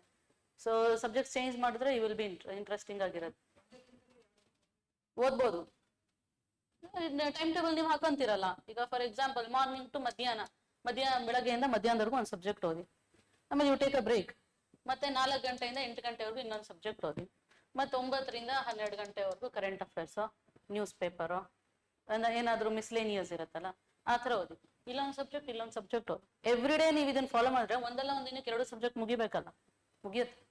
ಅಂಡ್ ಮುಗಿಸಿದ ಮೇಲೆ ರಿವಿಷನ್ ಈಸ್ ವೆರಿ ಇಂಪಾರ್ಟೆಂಟ್. ಹೇಳ್ತೀನಿ, KPSC ಆಗ್ಲಿ UPSC ಆಗ್ಲಿ ಓದೋದೆಲ್ಲ ಇಂಪಾರ್ಟೆಂಟ್. ರಿವೈಸ್ ಮಾಡ್ಬೇಕು. Don't go for multiple source. That is my personal experience. ಈಗ ಫಾರ್ ಎಕ್ಸಾಂಪಲ್ ಮಾಡರ್ನ್ ಹಿಸ್ಟ್ರಿ ಅನ್ಕೊಳ್ಳಿ. ಮಾಡರ್ನ್ ಹಿಸ್ಟ್ರಿ ನಾವು ಯೂಶುವಲ್ ಆಗಿ ಸ್ಪೆಕ್ಟ್ರಮ್ ಓದ್ತಿದ್ವಿ. ಓಕೆ, ಈಗಲೂ ಎಲ್ಲರೂ ಅದನ್ನೇ ಓದ್ತಾರೆ ಅಂತ ನಾನು ಅನ್ಕೊಂಡಿದ್ದೀನಿ. ಸ್ಪೆಕ್ಟ್ರಮ್ ಬಿಟ್ಟು ಇನ್ನೂ ತುಂಬಾ ಬುಕ್ಸ್ ಇದಾವೆ. ಫಾರ್ ಎಕ್ಸಾಂಪಲ್ ಇವ್ರದ್ದಿದೆ, ಬಿಪಿನ್ ಚಂದ್ರ ಅವ್ರದ್ದಿದೆ, ತುಂಬಾ ಬುಕ್ಸ್ ಇದೆ. Don't go for multiple books. That is a wrong strategy. ನಿಮ್ಗೆ ಅದರಿಂದ ಕ್ವೆಶನ್ ಕೊಡ್ಲಿ ಪರವಾಗಿಲ್ಲ. ಈಗ ಸ್ಪೆಕ್ಟ್ರಮ್ ಇಂದ ಒಂದ್ 10 ಕ್ವೆಶನ್ ಕೇಳ್ತಾರೆ ಅನ್ಕೊಳ್ಳಿ ಮಾಡರ್ನ್ ಹಿಸ್ಟ್ರಿಯಿಂದ. ಇದ್ರೊಳಗಡೆ 7 ಕ್ವೆಶನ್ ಸ್ಪೆಕ್ಟ್ರಮ್ ಅಲ್ಲಿ ಇರುತ್ತೆ, ಇನ್ 3 ಕ್ವೆಶನ್ ಬೇರೆ ಸೋರ್ಸ್ ಅಲ್ಲಿ ಇರುತ್ತೆ. You will be train for this. ಇದನ್ನ ಬಿಟ್ಬಿಡ್ತೀರಾ. This is a problem. Maximum questions ಯಾವ ಸೋರ್ಸ್ ಇಂದ ಬರುತ್ತೆ ಅದನ್ನ ಐಡೆಂಟಿಫೈ ಮಾಡಿ. KPSC it is very easy to identify. 7 question ನೀವು ಕರೆಕ್ಟ್ ಆಗಿ ಸ್ಪೆಕ್ಟ್ರಮ್ ನೇ ಒಂದ್ 10 ಸಲ ಓದ್ತೀರಾ ಅನ್ಕೊಳ್ಳಿ, 7 ಕ್ವೆಶನ್ ಅಟ್ಲೀಸ್ಟ್ 6 ಬರೀಬಹುದು. ಬೇರೆ ಮಲ್ಟಿಪಲ್ ಸೋರ್ಸ್ ಇನ್ನೊಂದ್ 4 ಬುಕ್ ಇಂದ ಈ 3 ಕ್ವೆಶನ್ ಕೊಟ್ಟಿರ್ತಾರೆ. ಸಿ, ಕಾಸ್ಟ್ ಬೆನಿಫಿಟ್ ರೇಷಿಯೋ ಅದು. ನೀವ್ ಎಷ್ಟು ಓದ್ತಿದ್ದೀರಾ, ಎಷ್ಟು ಬರೀತೀರಾ. Okay, see, we are not machines. ಇರೋವರ ಬುಕ್ ಎಲ್ಲ ಓದ್ಬಿಟ್ಟು ಎಲ್ಲದಕ್ಕೂ 100% ಆನ್ಸರ್ ಮಾಡಕ್ ಆಗದೇ ಇಲ್ಲ. ಈ 3 ಕ್ವೆಶನ್ ನೀವು ಈ 3 ಕ್ವೆಶನ್ಗೋಸ್ಕರ ಮತ್ತೆ ಎಕ್ಸ್ಟ್ರಾ 4 ಬುಕ್ ಓದ್ಬೇಕು. ಈ 4 ಬುಕ್ ಓದಿದ್ರು 2 ಮಾತ್ರ ನಿಮ್ಗೆ ಆನ್ಸರ್ ಮಾಡಕ್ ಆಗುತ್ತೆ ಅನ್ಕೊಳ್ಳಿ, ಇಲ್ಲಿ ಬಿಟ್ಟು ಬಿಡ್ತೀರಾ. ಸ್ಪೆಕ್ಟ್ರಮ್ ಓದಿರಲ್ಲ ಅಂತ ನಾನು ಹೇಳ್ತಿಲ್ಲ, ರಿವೈಸ್ ಮಾಡಿರಲ್ಲ, ಇದು ಸಮಸ್ಯೆ ಆಗುತ್ತೆ. ಇದು ಸರಿಯಾಗಿ ಬರಲ್ಲ, ಅದು ಸರಿಯಾಗಿ ಬರಲ್ಲ, ಆತರ ಮಾಡಬೇಡಿ. ಗೋ ಫಾರ್ ಒನ್ ಸೋರ್ಸ್, ಒಂದು ಬುಕ್ ಓದಿ, ಅದು ಮಲ್ಟಿಪಲ್ ಟೈಮ್ಸ್ ಓದಿ, but you take a standard book. ಅದು ಗೊತ್ತಿರುತ್ತೆ ನಿಮ್ಗೆ, ಮಾರ್ಕೆಟ್ ಅಲ್ಲೆಲ್ಲ ಆಲ್ರೆಡಿ ಇವಾಗ ಯಾವ್ದೋ ಒಂದು ಬುಕ್ ಇಂದ ಕ್ವೆಶನ್ಸ್ ಬರುತ್ತೆ. ಫಾರ್ ಎಕ್ಸಾಂಪಲ್ ಕನ್ನಡದಲ್ಲಿ ನಮ್ ಜಿಯೋಗ್ರಫಿಗೆ ಪ್ರಾಕೃತಿಕ ಭೂಗೋಳ ಶಾಸ್ತ್ರದ ಮೂಲ ತತ್ವಗಳು ರಂಗನಾಥ್ ಅವರು, ಅದರಿಂದ ಬರುತ್ತೆ ಕ್ವೆಶನ್ಸ್, ಅದರಿಂದಾನೇ ಬರುತ್ತೆ ಅಂತ ನಾನು ಈಗ ಎಕ್ಸಾಮ್ ನೋಡಿದ್ಮೇಲೆ, ಈ ಎಕ್ಸಾಮ್ ನೋಡಿದ್ಮೇಲೆ ಏನು ಹೇಳಕ್ ಆಗಲ್ಲ, ಬಟ್ ಮ್ಯಾಕ್ಸಿಮಮ್ ಅದರಿಂದಾನೇ ಬರುತ್ತೆ ಕ್ವೆಶನ್ಸ್. ಆ ಬುಕ್ನೇ ಮಲ್ಟಿಪಲ್ ಟೈಮ್ಸ್ ಓದಿ. ಓಕೆ, ನಿಮ್ಗೆ ಅದ್ರ ನೀವು 100% ಇಲ್ಲ ನನಗೆ ಎಷ್ಟು ರಿವೈಸ್ ಮಾಡಕ್ ಆಗುತ್ತೋ ನಾನು ಅಷ್ಟು ರಿವೈಸ್ ಮಾಡಿದೀನಿ ಅಂದ್ಮೇಲೆ you go to some other book. ಅದು ಒಂದು ರಾಂಗ್ ಸ್ಟ್ರಾಟಜಿ. ಸೋರ್ಸಸ್ ಜಾಸ್ತಿ ಮಾಡಬಾರ್ದು. ಸೋರ್ಸ್ ಯಾವ್ದಾದ್ರು ಒಂದು ಸೋರ್ಸ್ ಮಾತ್ರ ಇರಬೇಕು, and it should be the standard source. ಮುಂಚೆ ಎಲ್ಲ ಅದರಿಂದ ಕ್ವೆಶನ್ಸ್ ಬಂದಿರಬೇಕು, so it should help you. ಆ ತರ ಸೋರ್ಸ್ ಮಾತ್ರ ಓದ್ಕೊಳ್ಳಿ. ಸ್ಟಡಿ ಮಾಡಿದ್ದು ಸ್ವಲ್ಪ ದಿನಕ್ಕೆ ಮರ್ತೇ ಬಿಡುತ್ತೆ ಮ್ಯಾಮ್, ನೆನ್ಪಿಟ್ಕೊಳ್ಳೋಕೆ ಏನ್ ಮಾಡ್ಬೇಕು? So revision. Okay, especially factual subjects. ನೀವು ಫ್ಯಾಕ್ಚುಯಲ್ ಸಬ್ಜೆಕ್ಟ್ಸ್ ಅಲ್ಲೇನೆ ತುಂಬಾ ಮಿಸ್ ಆಗೋದು. For example, I always use to say that, ಇದು ಎರೇಸ್ ಮಾಡೋದು ಹೆಂಗಮ್ಮ ಬಿಡಿ ಸಾಕು. For example, you think total ಒಂದು 14 ಕ್ವಶನ್ ಕೇಳ್ತಾರೆ ಜಿಯೋಗ್ರಫಿಯಿಂದ, ಅಂದ್ರೆ ಇದರಲ್ಲಿ some 6 to 7 questions will be from physical geography, and 3 questions it will be from Indian geography, some 4 questions will be from Karnataka geography ಅನ್ಕೊಳ್ಳಿ. I always say that ಯಾರು ನೀಟಾಗಿ preparation ಮಾಡಿರ್ತೀರೋ ಅವ್ರಿಗೆ ಇದ್ರಲ್ಲಿ ಮಿಸ್ ಆಗಲ್ಲ ಕ್ವಶನ್ಸ್, ಇವೆರಡರಲ್ಲಿ ಮಿಸ್ ಆಗುತ್ತೆ. The reason is this is factual, Indian ಮತ್ತೆ Karnataka. Revision ಹೆಂಗಿರ್ಬೇಕು ಅಂದ್ರೆ ಎಲ್ಲಾನು ರಿವೈಸ್ ಮಾಡ್ಲಿಕ್ಕೂ ಆಗೋದಿಲ್ಲ. ಯಾವ್ದು ಡೈನಮಿಕ್ ಸಬ್ಜೆಕ್ಟ್ ಇರುತ್ತೋ, for example economics is a dynamic subject, ನೀವು ಬೈ ಹಾರ್ಟ್ ಮಾಡೋದಕ್ಕಿಂತ ಅರ್ಥ ಮಾಡ್ಕೊಳ್ಳೋದು ಜಾಸ್ತಿ ಇರುತ್ತೆ. Physical geography is a dynamic subject, ಇದು ಅಷ್ಟೇ, ನೀವು ಅರ್ಥ ಮಾಡ್ಕೊಳ್ಳೋದೇ ಜಾಸ್ತಿ ಇರುತ್ತೆ ಮೋರ್ ದೆನ್ ಬೈ ಹಾರ್ಟಿಂಗ್. ಆ ತರದ್ದೇನಾಗುತ್ತೆ ಅಂದ್ರೆ, ಈ ತರ ಫಿಸಿಕಲ್ ಇರ್ಬೋದು ಅಥವಾ ಎಕನಾಮಿಕ್ಸ್ ನೀವು ಅರ್ಥ ಮಾಡ್ಕೊಳ್ಳಿಕ್ ಟ್ರೈ ಮಾಡಿ. ಇಟ್ ಮೀನ್ಸ್ ದಟ್ ನೀವು ಬೈ ಹಾರ್ಟ್ ಅಂತೂ ಮಾಡಕ್ ಆಗಲ್ಲ, ಅರ್ಥ ಮಾಡ್ಕೊಂಡ್ರೆ you can never forget the concept. ಅದಕ್ಕೆ ಜಾಸ್ತಿ ರಿವಿಷನ್ಗೆ ಟೈಮ್ ಸ್ಪೆಂಡ್ ಮಾಡೋದಕ್ಕಿಂತ ಈ ತರ ಫ್ಯಾಕ್ಚುಯಲ್ಸ್ ಇರುತ್ತೆ. For example history, Indian geography, Karnataka geography, ಪಾಲಿಟಿನೂ ಸ್ವಲ್ಪ ಫ್ಯಾಕ್ಚುಯಲ್ ಇದೆ. ಇದನ್ನ ಜಾಸ್ತಿ ರಿವಿಷನ್ ಮಾಡ್ಬೇಕು. ಯಾಕೆ ಬೇಗ ಮರ್ತೋಗುತ್ತೆ ಅಂದ್ರೆ ರಿವೈಸ್ ಮಾಡಿರಲ್ಲ ಅದಕ್ಕೆ. ಸಿಲೆಬಸ್ ತುಂಬಾ ಜಾಸ್ತಿ ಇದೆ, you have a very huge syllabus.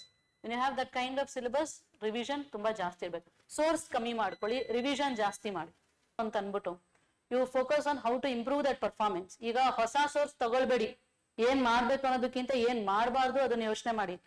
Don't go with a new source because previously August ಅಲ್ಲಿ ಎಕ್ಸಾಮ್ ಟಫ್ ಇತ್ತು, ನಾನು ಕರೆಕ್ಟ್ ಆಗಿ ಪ್ರಿಪೇರ್ ಆಗಿಲ್ಲ ಅಂತ ಅನ್ಸುತ್ತೆ, ಅದಕ್ಕೆ ಹೊಸ ಬುಕ್ ಓದೋಣ. This is wrong strategy, you don't do that. Okay, ಅದನ್ನ ಮಾಡಬೇಡಿ. ಸೋರ್ಸ್ ಕರೆಕ್ಟ್ ಆಗೇ ಇರುತ್ತೆ, ನೀವು ಓದಿರೋದು ಅನಾಲಿಸಿಸ್ ಕಮ್ಮಿ ಮಾಡಿರ್ತೀರಾ, ರಿವಿಷನ್ ಕಮ್ಮಿ ಮಾಡಿರ್ತೀರಾ. ಸೊ ರಿವಿಷನ್ ಜಾಸ್ತಿ ಮಾಡ್ಕೊಳ್ಳಿ. ರಿವಿಷನ್ ಜಾಸ್ತಿ ಮಾಡಿ ಹಳೆ ಕ್ವೆಶನ್ ಪೇಪರ್ ಅಲ್ಲಿ ಯಾಕೆ ನೀವು ತಪ್ಪು ಬರ್ದಿದ್ರಿ, ನಿಮಗೆ ಗೊತ್ತಿರೋ ಕಾನ್ಸೆಪ್ಟ್ ಅಂತ ಅನಲೈಸ್ ಮಾಡ್ಕೊಳ್ಳಿ. Definitely you can do it. And as I said to my guess, ಸ್ವಲ್ಪ ಅದಕ್ಕಿಂತ ರಿಲೇಟಿವ್ಲಿ ಈಸಿ ಕೊಡ್ತಾರೆ ಈ ಸಲ. Okay, don't go with a new source, ಹೊಸಾದ್ ಮಾಡಿ. ರೈಟ್, ಆಮೇಲೆ ನೀವೇನೋ ಕೇಳ್ತಾ ಇದ್ರಿ ಎಥಿಕ್ಸ್, ಅದು ಕ್ವೆಶನ್ ಇತ್ತು ಅದರಲ್ಲಿ. How to go with ethics and essay ಮೇನ್ಸ್ಗೆ. ethics and essay papers are most important papers. ಯಾಕೆ ಅಂತ ಹೇಳ್ತಿಲ್ಲ. ಈಗ GS papers ಇದೆ, GS paper 1, 2, 3, 4 you have, plus Kannada ಇದೆ, ಇಂಗ್ಲಿಷ್ ಇದೆ, ಪ್ಲಸ್ essay ಅಲ್ವಾ. ಈ 3 ಪೇಪರ್ ನಲ್ಲಿ everyone will get average marks. I hope you understand. GS1 ನಿಮ್ಗೆ ಸಬ್ಜೆಕ್ಟ್ಸ್ ನೀವು ಆಲ್ರೆಡಿ ಈಗ ಸಿಲೆಬಸ್ ಕಾಪಿ ನೋಡಿರ್ತೀರಾ. GS1, GS2, GS3 ನಲ್ಲಿ ಎಲ್ಲರಿಗೂ ಒಂದೇ ಆವರೇಜ್ ಮಾರ್ಕ್ಸ್ ಬರ್ತದೆ. ಅಂದ್ರೆ ಫಾರ್ ಎಕ್ಸಾಂಪಲ್ GS1 ನಲ್ಲಿ 130, GS2 ನಲ್ಲಿ 120, GS3 ನಲ್ಲಿ 145, ಎಲ್ಲರಿಗೂ ಇದೇ ರೇಂಜ್ ಇರುತ್ತೆ. ಯಾರ್ಯಾರು ಮೇನ್ಸ್ ಬರೀತಿದ್ರೆ ಎಲ್ಲರೂ ಇಂಟೆಲಿಜೆಂಟ್ ಇರ್ತಾರೆ, ಮೇನ್ಸ್ ಬರೆಯೋರು ಅಥವಾ ಮೇನ್ಸ್ ಇಂದ ಇಂಟರ್ವ್ಯೂಗೆ ಕ್ಲಿಯರ್ ಮಾಡೋರು, ಮೇನ್ಸ್ ಕ್ಲಿಯರ್ ಮಾಡೋರು, ವಿಲ್ ಬಿ ಈಕ್ವಲಿ ಇಂಟೆಲಿಜೆಂಟ್. ಎಲ್ಲರದು ಇದೇ ಮಾರ್ಕ್ಸ್ ಇರುತ್ತೆ ರೇಂಜು. ನೀವು ರ್ಯಾಂಕಿಂಗ್ಸ್ ಎಲ್ಲಿ ಚೇಂಜ್ ಆಗುತ್ತೆ ಅಥವಾ whether you go in for mains are out, it depends on this 2 paper, essay and ethics. The reason is ಇವೆರಡೇ ನಿಮ್ ಕೈಲಿರೋ paper. I hope you understand. ಇದ್ರಲ್ಲೆಲ್ಲ ಸಬ್ಜೆಕ್ಟ್ ವೈಸ್ ಕ್ವಶನ್ಸ್ ಇವೆಲ್ಲ ಅಲ್ಲ, ಹ್ಯುಮ್ಯಾನಿಟೀಸ್ ಕ್ವಶನ್ಸ್ ಇವೆಲ್ಲ. ನಾನು ಈಗ ಹಿಸ್ಟ್ರಿ, ಪಾಲಿಟಿ, ಎಕನಾಮಿಕ್ಸ್ ಇದೆಲ್ಲ ಬುಕ್ಕಲ್ಲಿ ನೀವು ಏನ್ ಓದಿರ್ತೀರೋ ಅದನ್ನೇ ಅನಲೈಸ್ ಮಾಡಿ ಅದನ್ನೇ ಬರೀತೀರಾ. But these 2 papers are free style papers. ಇವು ಎಥಿಕ್ಸ್ ನಿಮ್ಗೆ ಏನ್ ನಿಮ್ಗೆ ನಿಮ್ಮ ಕಂಪ್ಲೀಟ್ ಯುನೀಕ್ ಒಂದು ಕ್ರಿಯೇಟಿವಿಟಿ ಏನಿರುತ್ತೋ ಅದನ್ನ ತೋರ್ಸೋಕಿರೋ ಪೇಪರೇ ಇವೆರಡು. Okay, essay writings you can write beautiful essays and ethics paper. ಈಗ for example you think ethics ನೀವು ಬರಿತೀರಾ ಅನ್ಕೊಳ್ಳಿ, ಎಥಿಕ್ಸ್ ಅಲ್ಲಿ they will ask for what is the importance of compassion or what is compassion, write a note on compassion, ಕೇಳ್ತಾರೆ. First you will write about what is compassion. See, ಎಲ್ಲಾದ್ರಲ್ಲೂ ಅಷ್ಟೇ first you have to go with a word ನ explain ಮಾಡ್ಲೇಬೇಕು. Okay, compassion ಅಂದ್ರೆ ಏನು ಅಂತ ಬರೀತೀರಾ. And next you will write what is the importance of compassion in recent world. ನೀವು ethics ಅದಕ್ಕೆ ಅಲ್ಲ ಓದೋದು, ಕಂಪ್ಯಾಷನ್ ಒಬ್ಬ ಆಫೀಸರ್ಗೆ ಇವತ್ತಿನ ಕಾಲದಲ್ಲಿ ಆ ಕರುಣೆ ಅನ್ನೋದು ಒಬ್ಬ ಆಫೀಸರ್ಸ್ ಯಾಕಿರ್ಬೇಕು, ಅದಿದ್ರೆ ಏನೇನಾಗುತ್ತೆ ಅಂತ ನೀವು ಬರೀತೀರಾ. Next disadvantages ಬರೀತೀರಾ. ಅಕಸ್ಮಾತ್ ಕಂಪ್ಯಾಷನ್ ಇಲ್ಲ ಅಂತಂದ್ರೆ ಒಬ್ಬ ಆಫೀಸರ್ ಯಾವ ರೀತಿ ಮಾಲ್ ಅಡ್ಮಿನಿಸ್ಟ್ರೇಷನ್ ಮಾಡ್ಬೋದು ಅಂತ ಬರೀತೀರಾ. ರೀಸೆಂಟ್ ಆಗಿ ಯಾವ್ದಾದ್ರು ವಿತ್ ರೆಸ್ಪೆಕ್ಟ್ ಟು ಕಂಪ್ಯಾಷನ್ ಇದ್ರೆ, ಫಾರ್ ಎಕ್ಸಾಂಪಲ್ ಯಾವ್ದೋ ಒಂದ್ ದೇಶದಲ್ಲಿ ವಾರ್ ನಡೀತಾ ಇರುತ್ತೆ, ಅದಕ್ಕೆ ಹ್ಯುಮ್ಯಾನಿಟೇರಿಯನ್ ಗ್ರಾಂಟ್ಸ್ ಕೊಟ್ಟಿರ್ತಾರೆ, ಇಲ್ಲ ಅಂದ್ರೆ ಸೋಲ್ಜರ್ಸ್ ನ ಕಳ್ಸಿರ್ತಾರೆ, ಈ ತರ ಏನಾದ್ರು ಇದ್ರೆ based on that you will write something. See this depends on your creativity. ಪ್ರತಿಯೊಬ್ರು ಅಷ್ಟೇ ನಿಮ್ಮ ಕ್ರಿಯೇಟಿವಿಟಿಗೆ ನೀವು ಇದಕ್ಕೆ ಆನ್ಸರ್ಸ್ ಬರಿಬಹುದು. ಎಸ್ಸೇನು ಅಷ್ಟೇ, ಎಸ್ಸೇ ಇಸ್ ಲೈಕ್ ನೀವೆಲ್ಲಾ ಸಬ್ಜೆಕ್ಟ್ಸ್ ಏನ್ ಓದಿರ್ತೀರೋ ಅದನ್ನೆಲ್ಲ ಕೊಲೈಡ್ ಮಾಡಿ ಒಂದು ಫ್ಲೋ ಬರೀತೀರಾ, ಇನ್ಕ್ಲೂಡಿಂಗ್ ಕರೆಂಟ್ ಅಫೇರ್ಸ್. ಅದಕ್ಕೆ ಹೇಳಿದ್ ಫಸ್ಟ್ ಎಸ್ಸೇ ತಗೊಳ್ಬೇಡಿ, ಎಲ್ಲ ಹ್ಯುಮ್ಯಾನಿಟೀಸ್ ಓದಿ ಎಲ್ಲ ಕರೆಂಟ್ ಅಫೇರ್ಸ್ ಓದಿದ್ಮೇಲೆ you will write an essay. ಇದು ಅಷ್ಟೇ, ಇದು ಕೂಡ ಕ್ರಿಯೇಟಿವ್ ಪೇಪರ್. ಇದ್ರಲ್ಲಿ ಮಾರ್ಕ್ಸ್ ತುಂಬಾ ವೇರಿಯೇಷನ್ಸ್ ಆಗುತ್ತೆ. ತುಂಬಾ ಜನ ಇದ್ರೊಳಗೆ ತುಂಬಾ ಚೆನ್ನಾಗಿ ತೆಗ್ದಿರ್ತಾರೆ ಮಾರ್ಕ್ಸ್. ಅವ್ರು ಯಾಕೆ ಕ್ಲಿಯರ್ ಮಾಡಲ್ಲ ಎಕ್ಸಾಮ್ ನ ಅಂದ್ರೆ because of ethics and essay paper. For example ethics 120 ತೆಗಿಬಹುದು, maximum you can go with 175. I got 169 maximum marks ethics ಅಲ್ಲಿ. ಇದರಿಂದಾನೇ ಪಾಸ್ ಆಗಿರೋದು ಎಥಿಕ್ಸ್ ಇಂದ. I clear my exam because of ethics. ಎಲ್ಲರೂ ಆವರೇಜ್ ಅವ್ರು ಏನಿರ್ತಾರೆ ಅಂದ್ರೆ 120 ಇದೇ ಲೆವೆಲ್ಗೆ ಇರ್ತಾರೆ, 130 120 145 ಇರ್ತಾರೆ ಆವರೇಜ್. ಬಟ್ ಇದ್ರಲ್ಲಿ ಒಂದು ಸ್ವಲ್ಪ ನೀವು ಕ್ರಿಯೇಟಿವ್ ಆಗಿ ಯೋಚನೆ ಮಾಡಿದ್ರೆ, ಕರೆಕ್ಟ್ ಪ್ರಿಪರೇಷನ್ ಮಾಡಿದ್ರೆ, more than preparation ethics depends on your application of recent trend. ಇನ್ನೊಂದು ಜನರಲ್ ಆಗಿ ಯೋಚನೆ ಮಾಡಿದ್ರೆ ಎಥಿಕ್ಸ್ ಅಲ್ಲಿ ಆನ್ಸರ್ಸ್ ಚೆನ್ನಾಗಿ ಬರೀಬಹುದು. ಸಿ, ಕರುಣೆ ಇದ್ರೆ ಏನ್ ಯೂಸ್ ಆಗುತ್ತೆ ಅಡ್ಮಿನಿಸ್ಟ್ರೇಷನ್ ಅಲ್ಲಿ. Whenever some poor people come, how you can give a service to that, ಆ ತರ ಯೋಚನೆ ಮಾಡಿದ್ರೆ. Ethics you can go till 175, ಎಸ್ಸೇನು ಅಷ್ಟೇ ಯು ಕ್ಯಾನ್ ಗೋ ಟಿಲ್ 180 190 ವರ್ಗೂ ಹೋಗ್ಬೋದು. ಇಲ್ಲಿ ಮಾರ್ಕ್ಸ್ ಎಷ್ಟು ಡಿಫರ್ ಆಯ್ತು ಯೋಚನೆ ಮಾಡಿ, 130 to 180, 50 ಮಾರ್ಕ್ಸ್ ಹೆಚ್ಚು ಕಮ್ಮಿ ಆಯ್ತು.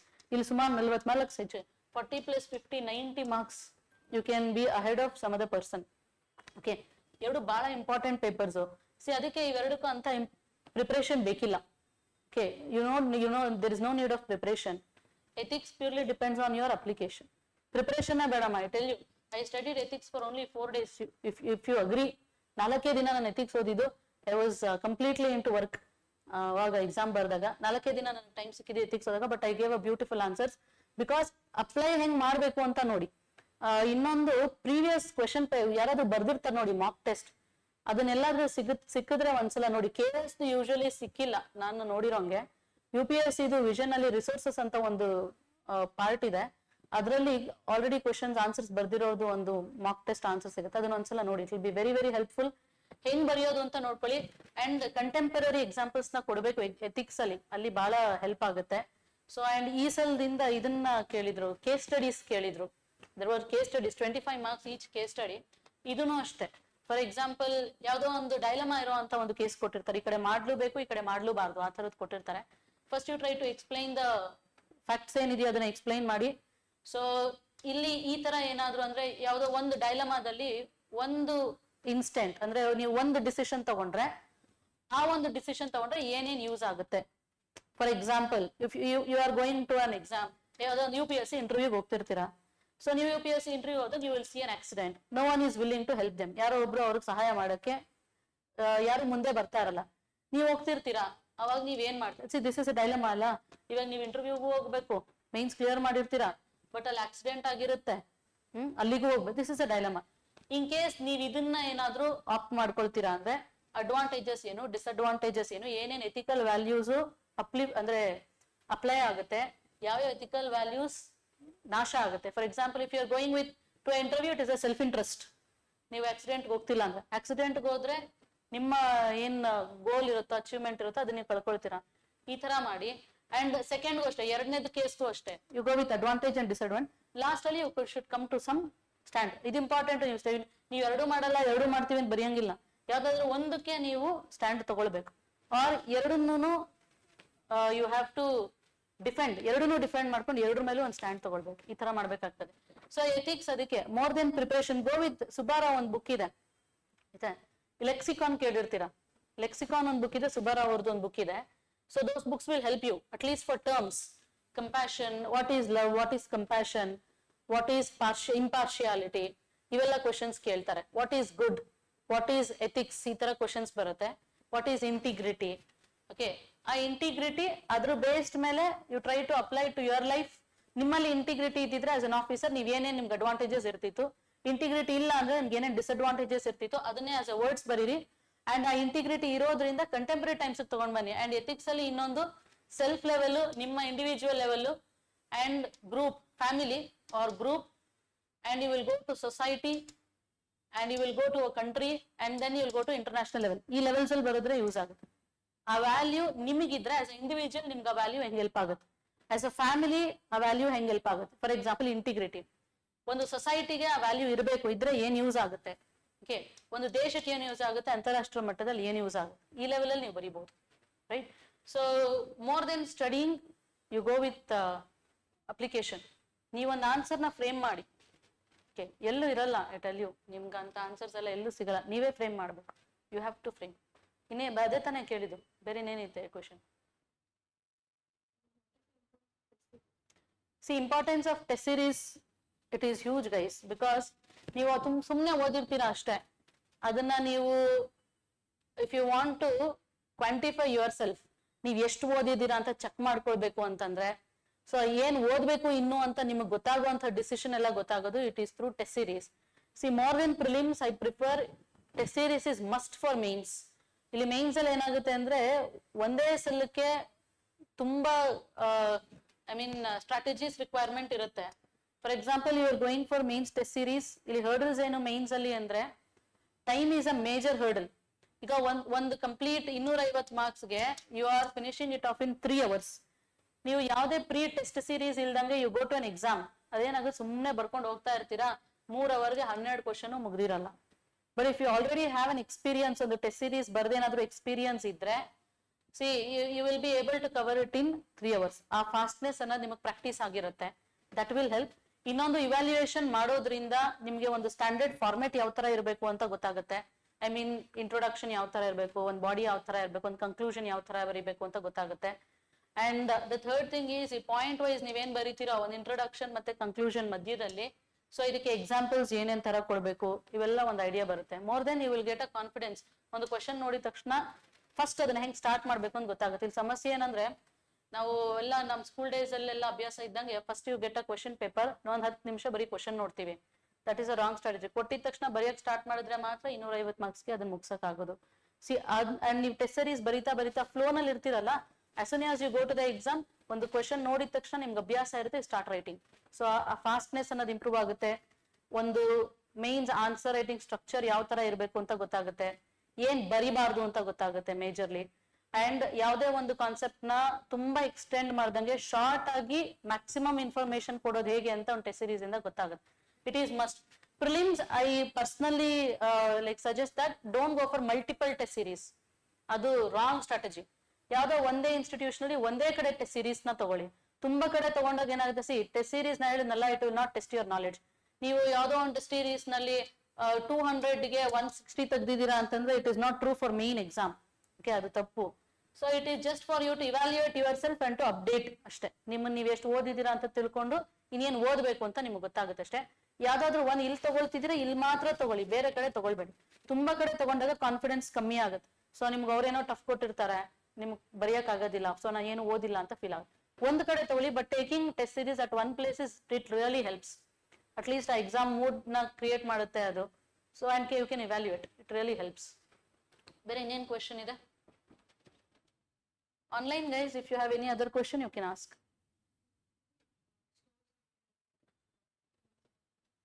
ಸೋರ್ಸ್, ಸಿ ಸೋರ್ಸ್ ಆಲ್ಮೋಸ್ಟ್ ಎಲ್ಲಾ ಕೋಚಿಂಗ್ ಇನ್ಸ್ಟಿಟ್ಯೂಷನ್ಸ್ ಅಲ್ಲೂ ಹೇಳ್ತಾರೆ what might be the source. You go with the same source. ಯಾಕಂದ್ರೆ I tell you that ಹಿಸ್ಟ್ರಿಗೆ ಸ್ಪೆಕ್ಟ್ರಮ್ ಓದಬೇಕು ಅನ್ನೋದು not only in grace, it can be in ಎಲ್ಲಾ ಇನ್ಸ್ಟಿಟ್ಯೂಷನಲ್ಲೂ ಸ್ಪೆಕ್ಟ್ರಮ್. ನಿಮ್ಗೆ ಯೂಶುವಲಿ ಸೋರ್ಸ್ ಗೊತ್ತಿರುತ್ತೆ. ಸೊ ಸ್ಪೆಕ್ಟ್ರಮ್ ಇರ್ಬೋದು, ಪಾಲಿಟಿಗೆ ಲಕ್ಷ್ಮೀಕಾಂತ್, ಸೇಮ್ ಸ್ಟ್ಯಾಂಡರ್ಡ್ ಸೋರ್ಸ್, ಪಾಲಿಟಿಗೆ ಲಕ್ಷ್ಮೀಕಾಂತ್, ಸೈನ್ಸ್ ಅಂಡ್ ಟೆಕ್ನಾಲಜಿಗೆ specially you focus on current affairs more than material ಏನಿರುತ್ತಲ್ಲ ಬುಕ್ಸ್ದು, ಅದಕ್ಕಿಂತ ಕರೆಂಟ್ ಅಫೇರ್ಸ್ಗೆ ಜಾಸ್ತಿ ಫೋಕಸ್ ಮಾಡಿ for science and tech. So that will help. Okay, science and tech ಮತ್ತೆ ಎಕಾಲಜಿನೂ ಅಷ್ಟೇ. ಇದು ಕರೆಂಟ್ ಅಫೇರ್ಸ್ ಮಾತ್ರ, that is one thing I have to say. Every day ನೀವು ನ್ಯೂಸ್ ಪೇಪರ್ ಓದ್ತೀರಾ, ಅದರಿಂದ ನಿಮ್ಗೆ ನ್ಯೂಸ್ ನ ಸೆಗ್ರಿಗೇಟ್ ಮಾಡೋದು ಕಷ್ಟ ಆಗ್ತಿರತ್ತೆ. I know that, because news ಪೇಪರೇ ಒಂದ್ 2 ಅವರ್ ಆಗುತ್ತೆ.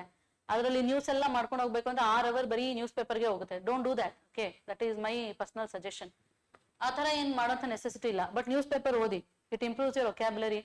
ಎಕ್ಸಾಮ್ ಬರೆಯೋದಕ್ಕೆ ಪದಗಳು, ಕನ್ನಡ ನ್ಯೂಸ್ ಪೇಪರ್ ಅಷ್ಟೇ, ನೀವು ಪದಗಳೆಲ್ಲ ಬೇಕಲ್ಲ, ಸ್ಟ್ಯಾಂಡರ್ಡ್ ಆಗಿ ಬರೀಬೇಕು ಕನ್ನಡ. ಅದು ಕನ್ನಡ ಮೀಡಿಯಂದು ಸಮಸ್ಯೆ.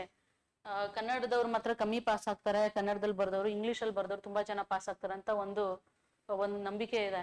That is wrong. Because Kannada ನಮ್ಮ ಭಾಷೆ ಆಗಿರೋದ್ರಿಂದ ಸ್ವಲ್ಪ ಅದು ಸ್ಟ್ಯಾಂಡರ್ಡ್ ಕಮ್ಮಿ ಮಾಡಿದ್ರು ಆಡ್ಭಾಷೆ ತರ ಕೇಳಿಸುತ್ತೆ. We should maintain that strength of Kannada. ಅದು ಸ್ಟ್ಯಾಂಡರ್ಡ್ ಮೈಂಟೈನ್ ಮಾಡ್ಬೇಕು. ಕನ್ನಡ ಬುಕ್ಸ್ ಅಲ್ಲಿ ಏನ್ ಬರ್ದಿರ್ತಾರೆ ನೋಡಿ, ಅದೇ ತರಾನೇ ಬರೀಬೇಕು. ಅದಕ್ಕೆ ನ್ಯೂಸ್ ಪೇಪರ್ಸ್ ಹೆಲ್ಪ್ ಆಗುತ್ತೆ. ಇಂಗ್ಲಿಷು ಅಷ್ಟೇ, ನ್ಯೂಸ್ ಪೇಪರ್ಸ್ ಓದಿ. Current affairs you can go for compilation, any institution compilation you can go. Monthly compilations ಇರುತ್ತೆ, ಇಲ್ಲ ಇಯರ್ಲಿ ಕಂಪೈಲೇಷನ್ಸ್ ಇರುತ್ತೆ, ಅದನ್ನ ಓದಿ. And don't try to completely ಈ ಕರೆಂಟ್ ಅಫೇರ್ಸ್ ನ 100% ನಾನು ಕವರ್ ಮಾಡ್ಬೇಕು ಅಂತ ಅನ್ಕೊಳ್ಬೇಡಿ. You cannot do that. ಎಲ್ಲಾ ಸಬ್ಜೆಕ್ಟು ಅಷ್ಟೇ 100% ಕವರ್ ಮಾಡ್ಬೇಕು ಅಂತ ಅನ್ಕೋಬೇಡಿ. Try to cover maximum revision ಮಾಡಿ. You choose it. For example, ನಾನೇನ್ ಮಾಡ್ತಿದ್ದೆ ಅಂದ್ರೆ medieval history is difficult for me, ಹಂಗಂತ ಕಂಪ್ಲೀಟ್ ಮೆಡಿವಲ್ ಹಿಸ್ಟ್ರಿ ಬಿಟ್ಬಿಡೋದಲ್ಲ. ಓಕೆ, ಬಿಕಾಸ್ ನೇಮ್ಸ್ ಎಲ್ಲ ಡಿಫಿಕಲ್ಟ್ ಇರುತ್ತೆ. ಇದ್ರೊಳಗೆ ಮಾತ್ರ use to choose. Art and architecture ಕೇಳ್ತಾರೆ, ಅಡ್ಮಿನಿಸ್ಟ್ರೇಷನ್ ಕೇಳ್ತಿದ್ರು, ಅಂದ್ರೆ ಫಾರ್ ಎಕ್ಸಾಂಪಲ್ ದಿವಾನಿ, ರಿಸಾಲತ್, ಇದೆಲ್ಲ ಆ ತರದ್ದು. ವಾರ್ಸ್, ಯಾವ್ಯಾವ ವಾರ್ಸ್ ಆಯ್ತು, ಬೇರೆದೇನೇನು ಓದ್ತಿರ್ಲಿಲ್ಲ. You choose. If you feel something is difficult, ಅದನ್ನ ಪೂರಾ ಬಿಡಬೇಡಿ. ಸೋರ್ಸ್ ಅಲ್ಲೂ ಅಷ್ಟೇ, ಯಾವ್ದು ಇಂಪಾರ್ಟೆಂಟ್ ಅನ್ಸುತ್ತೋ ಅದನ್ನ ಮಾತ್ರ you try to cover it. Okay, so ಇನ್ನೇನಿದೆ, KPSC ಏನ್ ಮಾಡ್ಬೇಕು? ಸಿ ಯು ನೀವು ಏನಾದ್ರು UPSC ಪ್ರಿಪೇರ್ ಆಗ್ತಿದ್ದೀರಾ ಅಂದ್ರೆ already you are done with 85%, 80-85% preparation. Extra ಏನು ಓದ್ಬೇಕು ಅಂದ್ರೆ Karnataka economic survey, Karnataka geography, Karnataka history, okay, Karnataka current affairs, ಇಷ್ಟೇ ಎಕ್ಸ್ಟ್ರಾ ಓದ್ಬೇಕು, ಇನ್ನೇನು ಬೇಡ. ಸೇಮ್ UPSC ಪ್ರಿಪರೇಷನ್, ಇದೆಲ್ಲ ಇನ್ನೇನು ಎಕ್ಸ್ಟ್ರಾ ಇರಲ್ಲ. ಅಷ್ಟೊಂದು ಡೆಪ್ತು ಏನ್ ನೆಸೆಸಿಟಿ ಇರಲ್ಲ UPSC.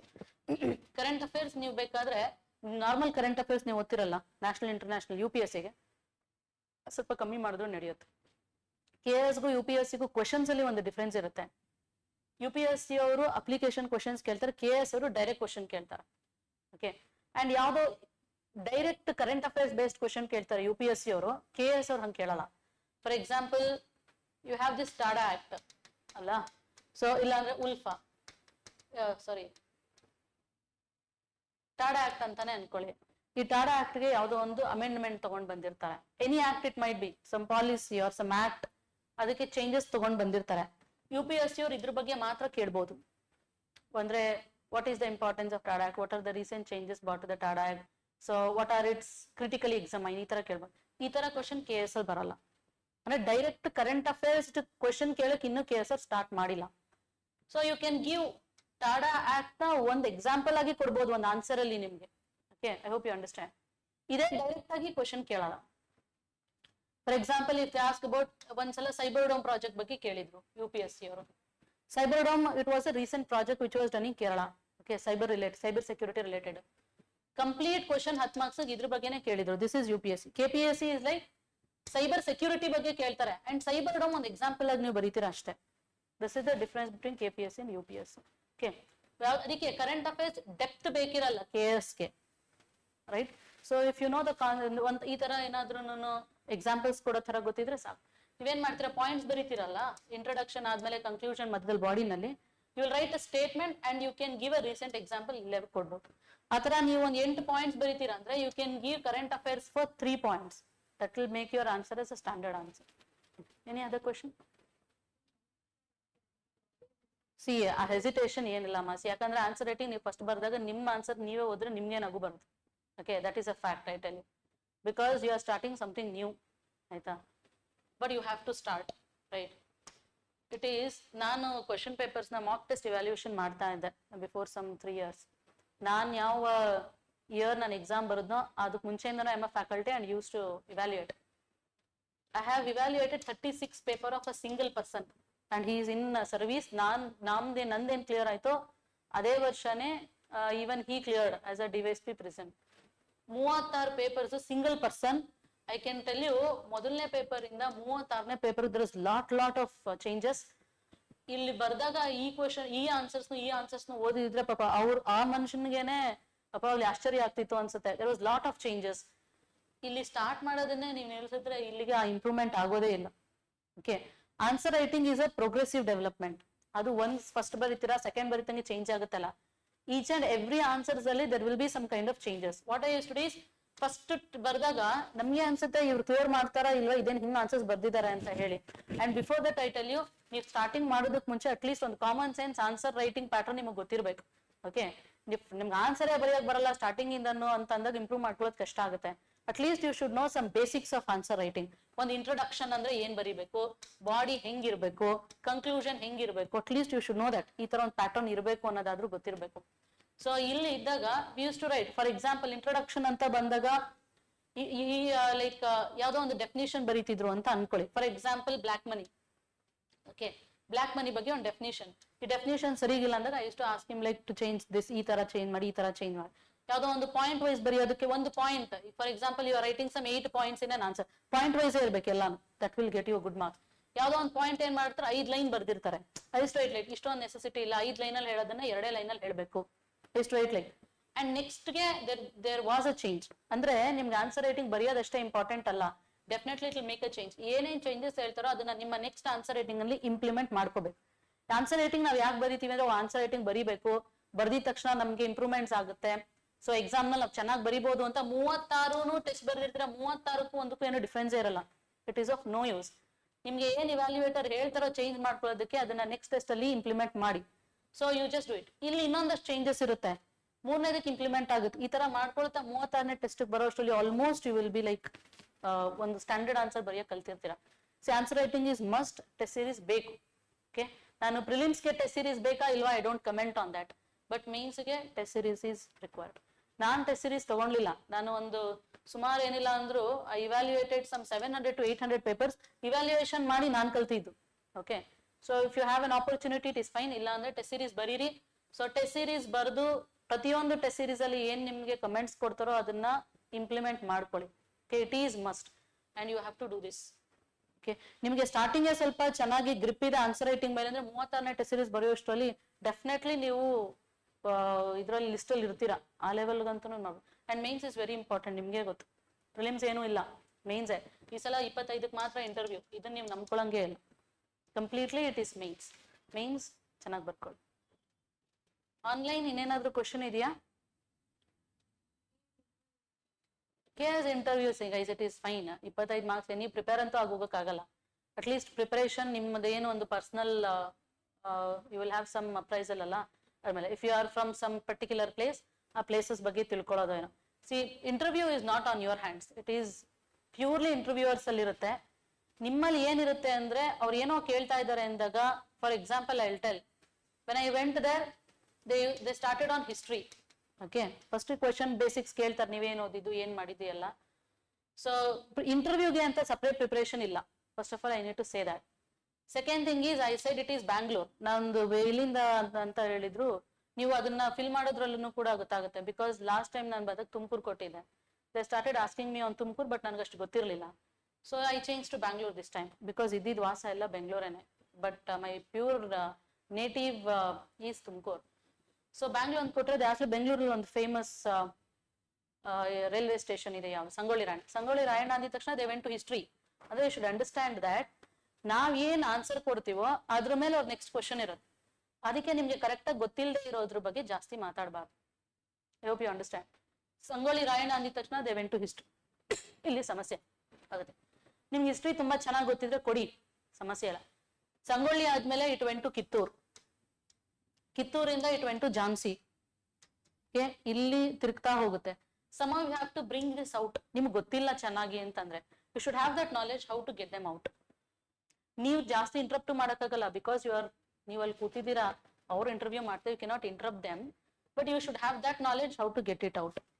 ಓಕೆ, ನೀವ್ ಹೆಂಗೆ ಅಲ್ಲಿ ಎನ್ವಿರಾನ್ಮೆಂಟ್ ನೀವೇ ಕ್ರಿಯೇಟ್ ಮಾಡ್ಕೊಳ್ಬೇಕು, ನಿಮ್ಗೆ ಕನ್ವೀನಿಯಂಟ್ ಇರೋ ತರ. ಸೊ ನೀವು ಕ್ರಿಯೇಟ್ ಮಾಡ್ಕೊಳ್ಬಹುದು. You can do it. Mock test necessary ಇರುತ್ತಾ ಅಂದ್ರೆ just to get a confidence in to sit in front of some 5 people, ಅದಕ್ಕೋಸ್ಕರ mock test, not knowledge.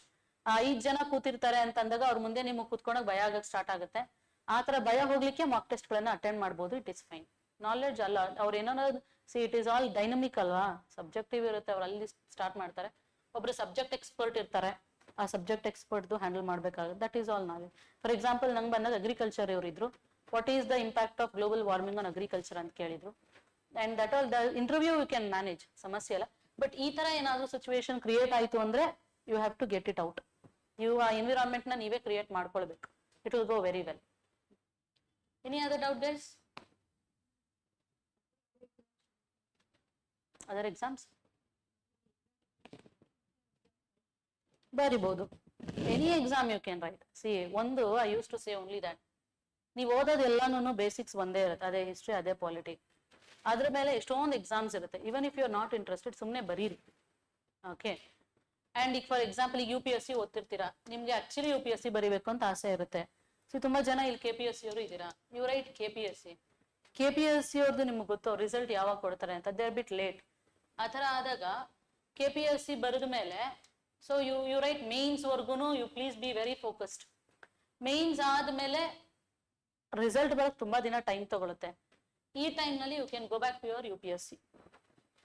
Okay, result ಬಂದು ಅಪಾಯಿಂಟ್ಮೆಂಟ್ ಲೆಟರ್ ಬರೋವರೆಗೂ ಬಂದ ಮೇಲೆ ನಿಮ್ಗೆ ಏನ್ ಟ್ರೈನಿಂಗ್ ಆಗುತ್ತಲ್ಲ ಅದೆಲ್ಲ ಆಗೋವರೆಗೂ you can keep on training for other exams. In ಬೇರೆ ಎಕ್ಸಾಮ್ಸ್ ಬರೀರಿ, because it helps to increase your confidence. ನೀವು ಯಾವ್ದು PSI ಬರೀತೀರಾ ಅನ್ಕೊಳ್ಳಿ, ನಾನು ಈ ಎಕ್ಸಾಮ್ನು ಕ್ಲಿಯರ್ ಮಾಡೋ ಕಾನ್ಫಿಡೆನ್ಸ್ ಇದೆ, ಇದು ಕ್ಲಿಯರ್ ಮಾಡ್ತೀನಿ ನಾನು. ಫಾರ್ ಎಕ್ಸಾಂಪಲ್ KPSC ಕ್ಲಿಯರ್ ಆಯ್ತು ಅಂದ್ರೆ ನಿಮ್ಗೆ UPSC ಆಟೋಮೆಟಿಕಲಿ ಕಾನ್ಫಿಡೆನ್ಸ್ ಬರುತ್ತೆ. Okay, that is helpful. ಎಲ್ಲ ಎಕ್ಸಾಮ್ಸ್ನು ಅಟೆಂಡ್ ಮಾಡಿ. So you don't lose anything in attending exams, right? So KPSCನೂ ಅಟೆಂಡ್ ಮಾಡಿ. ತುಂಬಾ ಜನ UPSC ಓದ್ತಿರೋರು ಅಷ್ಟೇ, KPSC ಅಂದ್ರೆ KPSC ನಾನು UPSC ಬರೀತೀನಿ ಅಂತಾರೆ. UPSC ಕ್ಲಿಯರ್ ಆಗ್ಲಿಲ್ಲ ಅಂದ್ಮೇಲೆ ವಾಪಸ್ KPSC ಬರ್ತಾರೆ. Should not do that. ಇದು ಓದಿ ಇದನ್ನು ಬರೀರಿ, ಇದ್ರ ಜೊತೆನಲ್ಲಿ ಅದು ಓದ್ಬೋದು, ಸಮಸ್ಯೆ ಏನಿಲ್ಲ. Don't lose anything. You will something read extra ಅಷ್ಟೇ, ಅದೇ ಹಿಸ್ಟ್ರಿ, ಜಿಯೋಗ್ರಫಿ, ಎಕನಾಮಿಕ್ಸ್ ಸರ್ವೆ ಇದೆಲ್ಲ ಎಕ್ಸ್ಟ್ರಾ ಓದ್ತಾರೆ. Any other thing?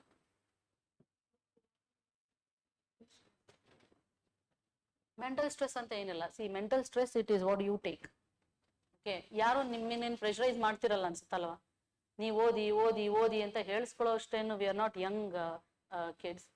Mental stress ಅಂದ್ರೆ ಯಾವ ತರ ಮೆಂಟಲ್ ಸ್ಟ್ರೆಸ್ ಬರುತ್ತೆ?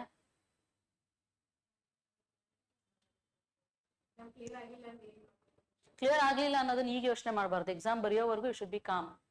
Okay, see you should not think about that. Clear ಆಗ್ಲಿಲ್ಲ ಅಂದ್ರೆ ಅಂತ ನೀವೀಗೇನೇ ಯೋಚನೆ ಮಾಡೋದು ವೇಸ್ಟ್ ಅದು. Okay, it is of waste of time ಅದು. ಮೆಂಟಲ್ ಸ್ಟ್ರೆಸ್ ಅಂತ ಅನ್ನೋದು that is what you take, it is not imposed by anyone. So mental stress ಬಗ್ಗೆ ಯೋಚನೆ ಮಾಡಿದ್ರೆ ಇಲ್ಲಿ ಏನು ಓದಕ್ಕಾಗಲ್ಲ, ಅದಕ್ಕೆ ಮೆಂಟಲ್ ಸ್ಟ್ರೆಸ್ ತಗೊಳ್ಬಾರ್ದಷ್ಟೇ. ಓದ್ಬೇಕು ಅಷ್ಟೇ. ಎಕ್ಸಾಮ್ ಅಲ್ಲಿ ಕ್ವಶನ್ ಬರುತ್ತೆ, ನೀವು ಆನ್ಸರ್ ಮಾಡ್ಬೇಕಷ್ಟೇ. ಅದ್ರಲ್ಲಿ ಮೆಂಟಲ್ ಸ್ಟ್ರೆಸ್ ತಗೊಳ್ಳೋದು ಏನೂ ಇಲ್ಲ. And don't think much about future, ಆವಾಗ ಪ್ರೆಸೆಂಟ್ ಹಾಳಾಗೋಗುತ್ತೆ. ಸೊ ಕ್ಲಿಯರ್ ಆಗ್ಲಿಲ್ಲ ಅಂದ್ರೆ ಏನ್ ಮಾಡೋದು ಅಂತ ಯಾಕೆ ಯೋಚನೆ ಮಾಡ್ಬೇಕು, ಕ್ಲಿಯರ್ ಮಾಡ್ಬೇಕು ಅಂತ ಯೋಚನೆ ಮಾಡ್ಬೇಕು. That is how you take a motivation. Don't think that clear ಆಗುತ್ತೆ ಅಂತ ಎಕ್ಸಾಮ್ಸ್ ಏನಲ್ಲ. Okay, my 2 attempts which I gave, that this is my second attempt, I cleared my KAS. ನಾನು ಏನು 2 ಎಕ್ಸಾಮ್ ಕೊಟ್ಟನೋ 2ರಲ್ಲೂ ಅಷ್ಟೇ I had very less time, because first ಕೊಟ್ಟಾಗ ಇವತ್ತು 7th semester engineering ಇನ್ನೂ first attempt ಕೊಟ್ಟು, ಯು ನೋ ದಟ್ ಇಂಜಿನಿಯರಿಂಗ್ದು ಬರ್ಡನ್ ಇತ್ತು.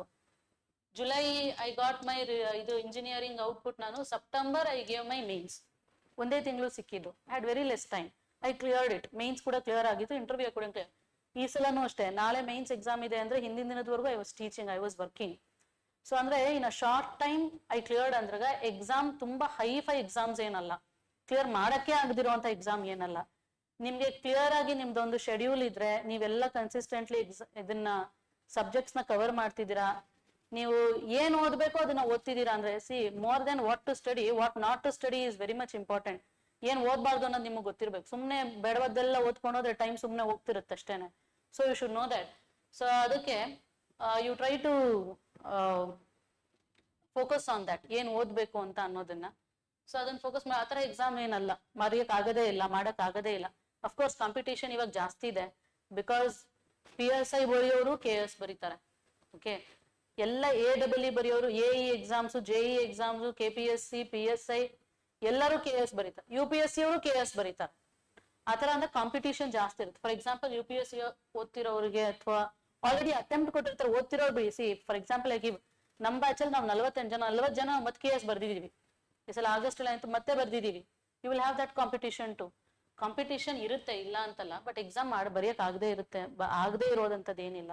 So if you have a consistent preparation definitely you can clear it. Competition ಇದೆ, ಮುಂಚೆಗಿಂತ ಜಾಸ್ತಿ ಕಾಂಪಿಟೇಷನ್ ಇದೆ, ಐ ಅಗ್ರಿ ದಟ್. ಬಟ್ ನೀವು ಬೇರೆಯವ್ರ ಬಗ್ಗೆ ಯೋಚನೆ ಮಾಡೋದು ಬಿಟ್ಟು ಅವ್ರು ಬರೀತಿದ್ದಾರೆ, ಇವ್ರು ಬರೀತಿದ್ದಾರೆ, ಅವ್ರು ಏನ್ ಓದ್ತಿದ್ದಾರೆ, ಇವ್ರೇನ್ ಓದ್ತಿದ್ದಾರೆ ಬಿಟ್ಟು ನೀವೇನು ಓದ್ಬೇಕು ಯೋಚನೆ ಮಾಡಿ. So if you have that kind of consistent preparation definitely clear ಮಾಡ್ಬೋದು ಅಂತ ಎಕ್ಸಾಮ್ ಏನಲ್ಲ.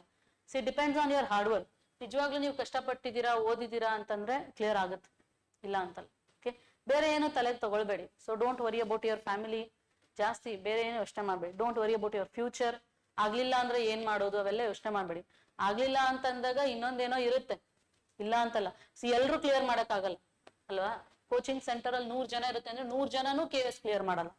ಯಾರಿಗೆ ಕೆಪಾಸಿಟಿ ಇರುತ್ತೋ, ಯಾರ ಹಾರ್ಡ್ ವರ್ಕ್ ಇರುತ್ತೋ, ಯಾರು ಕನ್ಸಿಸ್ಟೆಂಟ್ ಆಗಿ ಪ್ರಿಪೇರ್ ಆಗ್ತಿರುತ್ತೋ ಅವ್ರು ಮಾತ್ರನೇ ಮಾಡ್ಲಿಕ್ಕೆ ಆಗಲ್ಲ.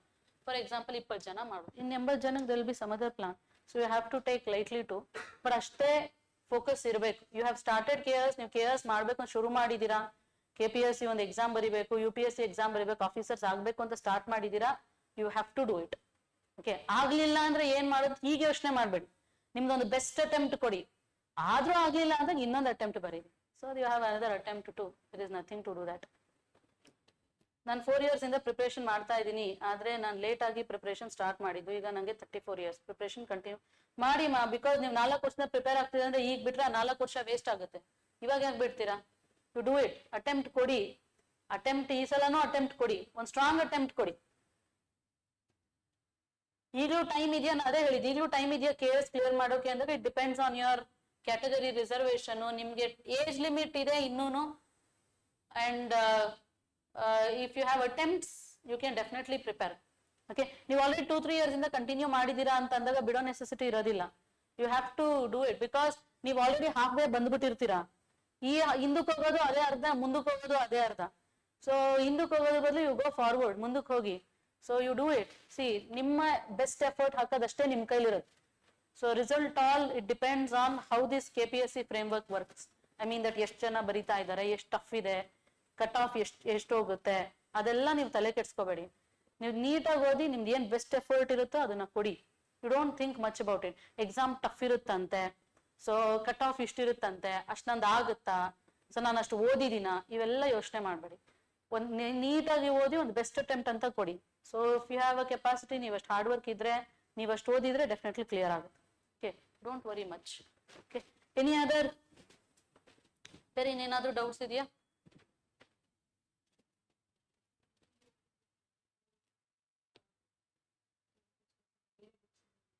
ನೋ ಐ ಟೆಲ್ ಯು, ಬೇರೆ ಬುಕ್ಸ್ ಓದ ಸೀಟಲ್ಲಿ ನಾನು ಹೇಳಿದ್ನಲ್ಲ ಟೈಮ್ ಅಲ್ಲ.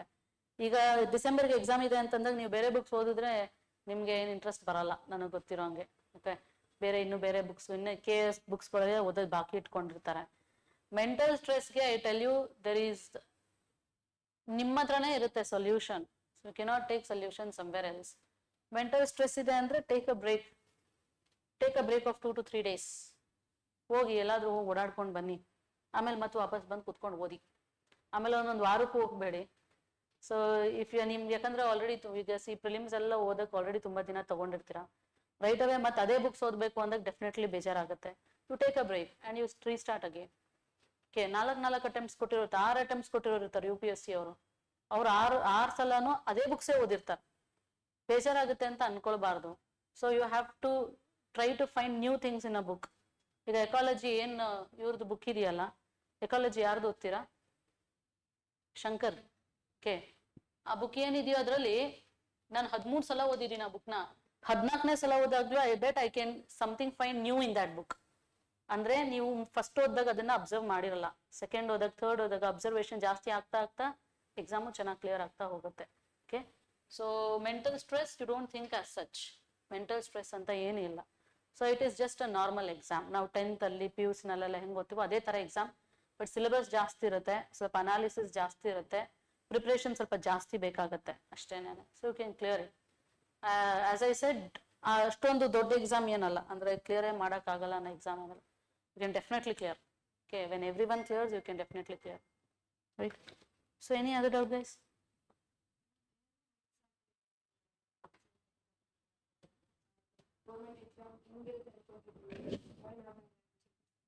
ಜಾಯಿನ್ ಆದ್ಮೇಲೆ ಬೇಡ ಇವಾಗ ಬಿಡಿ ma'am, because it is purely focused on preparation. Myth ಅಂತ I don't want to talk about it, because ಏನಂದ್ರೆ ಚೆನ್ನಾಗಿರುತ್ತಾ ಚೆನ್ನಾಗಿಲ್ದೇ ಇರುತ್ತಾ ಅನ್ನೋ ಡಿಸ್ಕಷನ್ನು ಪ್ರಿಪ್ರೇಷನ್ ಮುಂಚೆ ಮಾಡಬಾರ್ದು, because it demotivates or it motivates. I don't say equally ಇದೆ.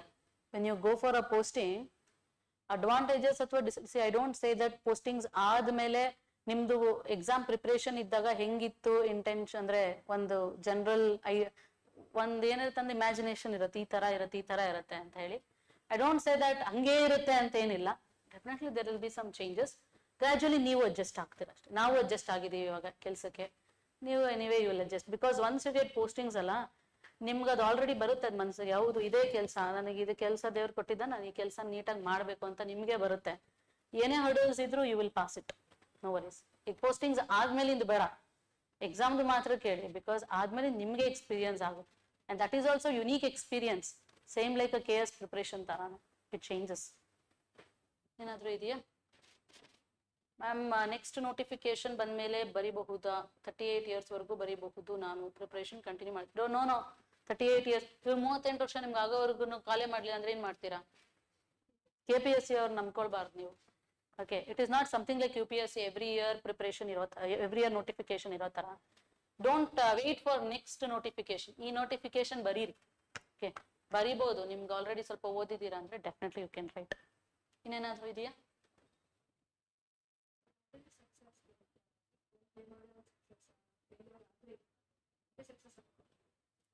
Don't worry about success or failure. ನಂದೇನಂದ್ರೆ, ಇವಾಗ ನೀವೇನ್ ಮಾಡ್ತಿದ್ದೀರೋ ಅದನ್ನ ನೀಟಾಗಿ ಚೆನ್ನಾಗಿ ಮಾಡ್ಬೇಕಷ್ಟೆ.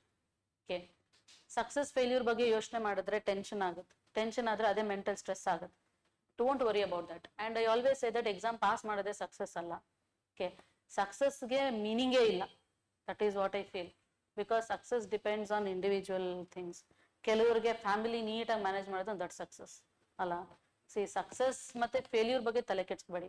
ಫೇಲ್ ಆದ್ರೆ ಏನ್ ಮಾಡೋದು, ಇನ್ನೊಂದ್ಸಲ ಅಟೆಂಪ್ಟ್ ಇರುತ್ತೆ, ಬರೀಬಹುದು. ಇಲ್ಲ ಇನ್ನೊಂದು ಅಟೆಂಪ್ಟ್ ಇರುತ್ತೆ, ಬರೀಬಹುದು. ಇಲ್ಲ ಯಾವ ಅಟೆಂಪ್ಟ್ ಅಲ್ಲೂ ಫೇಲ್ ಆಗ್ಲಿಲ್ಲ ಅಂದ್ರೆ you will have a plan B in life. Nothing to worry about it. ಇದಕ್ಕಿಂತ ಇನ್ನೂ ಏನೋ ಚೆನ್ನಾಗಿ ಮಾಡೋದಿದೆಯೇನೋ ನಿಮ್ ಲೈಫಲ್ಲಿ, ಯಾರಿಗೆ ಗೊತ್ತು ಅಲ್ವಾ? someone who couldn't clear this UPSC, they have achieved more than that in life. You have to take positively ಅಷ್ಟೇ. Life should always B positive, it can never be negative. ಆದ್ರೂ ನೀವು ಇದನ್ನ ಸ್ಟಾರ್ಟ್ ಮಾಡಿದಿರಾ ಅಂದ್ಮೇಲೆ ಪಾಸ್ ಮಾಡ್ಬೇಕು, because ಇಲ್ಲ ಅಂದ್ರೆ ನಿಮ್ capacity ಮೇಲೆ ಡೌಟ್ ಆಗುತ್ತೆ ಅಲ್ಲ. So you please be confident. And as I said, ಬರೆಯಕ್ ಆಗದಿರೋ ಅಂತ ಎಕ್ಸಾಮ್ ಏನಲ್ಲ. Definitely you can write, you can clear. ನಿಮ್ದೊಂದು ಬೆಸ್ಟ್ ಅಟೆಂಪ್ಟ್ ಕೊಡಿ ಅಷ್ಟೇ. ಫೇಲ್ಯೂರ್ ಮತ್ತೆ ಸಕ್ಸಸ್ ಬಗ್ಗೆ ಯೋಚನೆ ಮಾಡಬೇಡಿ. So success and failures are normal in life. Success failures ಇಲ್ಲ ಅಂದ್ರೆ ಲೈಫೇ ಅಲ್ಲ. So you can go on with that. ಇನ್ನೇನಾದ್ರೂ ಇದೆಯಾ? Any other question? ಅಲ್ಲ, ಹ್ಯುಮ್ಯಾನಿಟೀಸ್ ಫಸ್ಟ್ ಮುಗಿಸ್ಕೊಂಡ್ಬಿಡಿ. ಡೋಂಟ್ KS ಅಲ್ಲಿ, ಬಿಕಾಸ್ ಕರೆಂಟ್ ಅಫೇರ್ಸ್ ನ 100% ನೀವು ಅಟೆಂಡ್ ಮಾಡ್ಲಿಕ್ಕೆ ಆಗಲ್ಲ. That is a fact in KS. ಅವರು KS ಇದು ಕರೆಂಟ್ ಅಫೇರ್ಸ್ ಪ್ಯಾಟರ್ನೇ ಬೇರೆ ತರ ಇದೆ, UPSC ತರ ಇಲ್ಲ. ಸೊ ಫಸ್ಟ್ ಹ್ಯುಮ್ಯಾನಿಟೀಸ್ ಕವರ್ ಮಾಡ್ಕೊಳ್ಳಿ. ಸೊ ಎಲ್ಲಾ ಸಬ್ಜೆಕ್ಟ್ಸ್ ಆದ್ಮೇಲೆ you go to current affairs, Karnataka economic survey, you go with those too. Karnataka current affairs ಓದಿಲ್ಲ ಅಂದ್ರೂ ಏನ್ ಪರವಾಗಿಲ್ಲ. You go with Karnataka economic survey is a must document with revision. ಅದ್ ನೀವು ನೋಡಿರ್ತೀರಾ ಅಂತ ಅನ್ಕೊಂಡಿದ್ದೀನಿ. ಕರೆಂಟ್ ಅಫೇರ್ಸ್ ಓದ್ಕೊಂಡು ಆಮೇಲೆ ಮತ್ತೆ ಸಬ್ಜೆಕ್ಟ್ಸ್ ರಿವಿಷನ್. CSAT ಈಸಿ ಇರುತ್ತೆ. as you know, it is not very difficult. ನೀವು ಏನ್ ಕ್ಲಾಸ್ ಅಲ್ಲಿ CSAT ಓದ್ತಿರೋ that is more than enough. Subjects ಮಾತ್ರ ಚೆನ್ನಾಗಿ ಓದ್ಕೊಳ್ಳಿ. ಈಗ ನೀವೇನು ಹಳೆ ಕ್ವಶನ್ ಪೇಪರ್ಸ್ ನ ಅನಲೈಸ್ ಮಾಡಿ, ಅಂದ್ರೆ ಆ ತರ ಕ್ವಶನ್ ಏನ್ ಟ್ರೆಂಡ್ ಕೇಳ್ತಿದಾರೋ ಆ ತರ ಅನಲೈಸ್ ಮಾಡ್ಕೊಂಡು ಓದಿ. Anyway you are going with a revision ಆಗಿ, right? So guys, any other doubt? Online ಅವ್ರಿಗೆ ಇನ್ನೇನಾದ್ರೂ ಡೌಟ್ ಇದ್ರೆ ಕೇಳ್ಬೋದು, ಇಲ್ಲ ಅಂದ್ರೆ we shall end. If you have any other doubt you can ask. ಇನ್ನೇನಾದ್ರೂ ಡೌಟ್ ಇದೆಯಾ?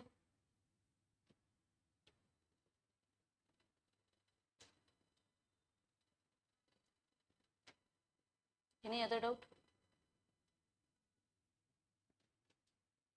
ಇನ್ನೇನಾದ್ರೂ ಇದೆಯಾ?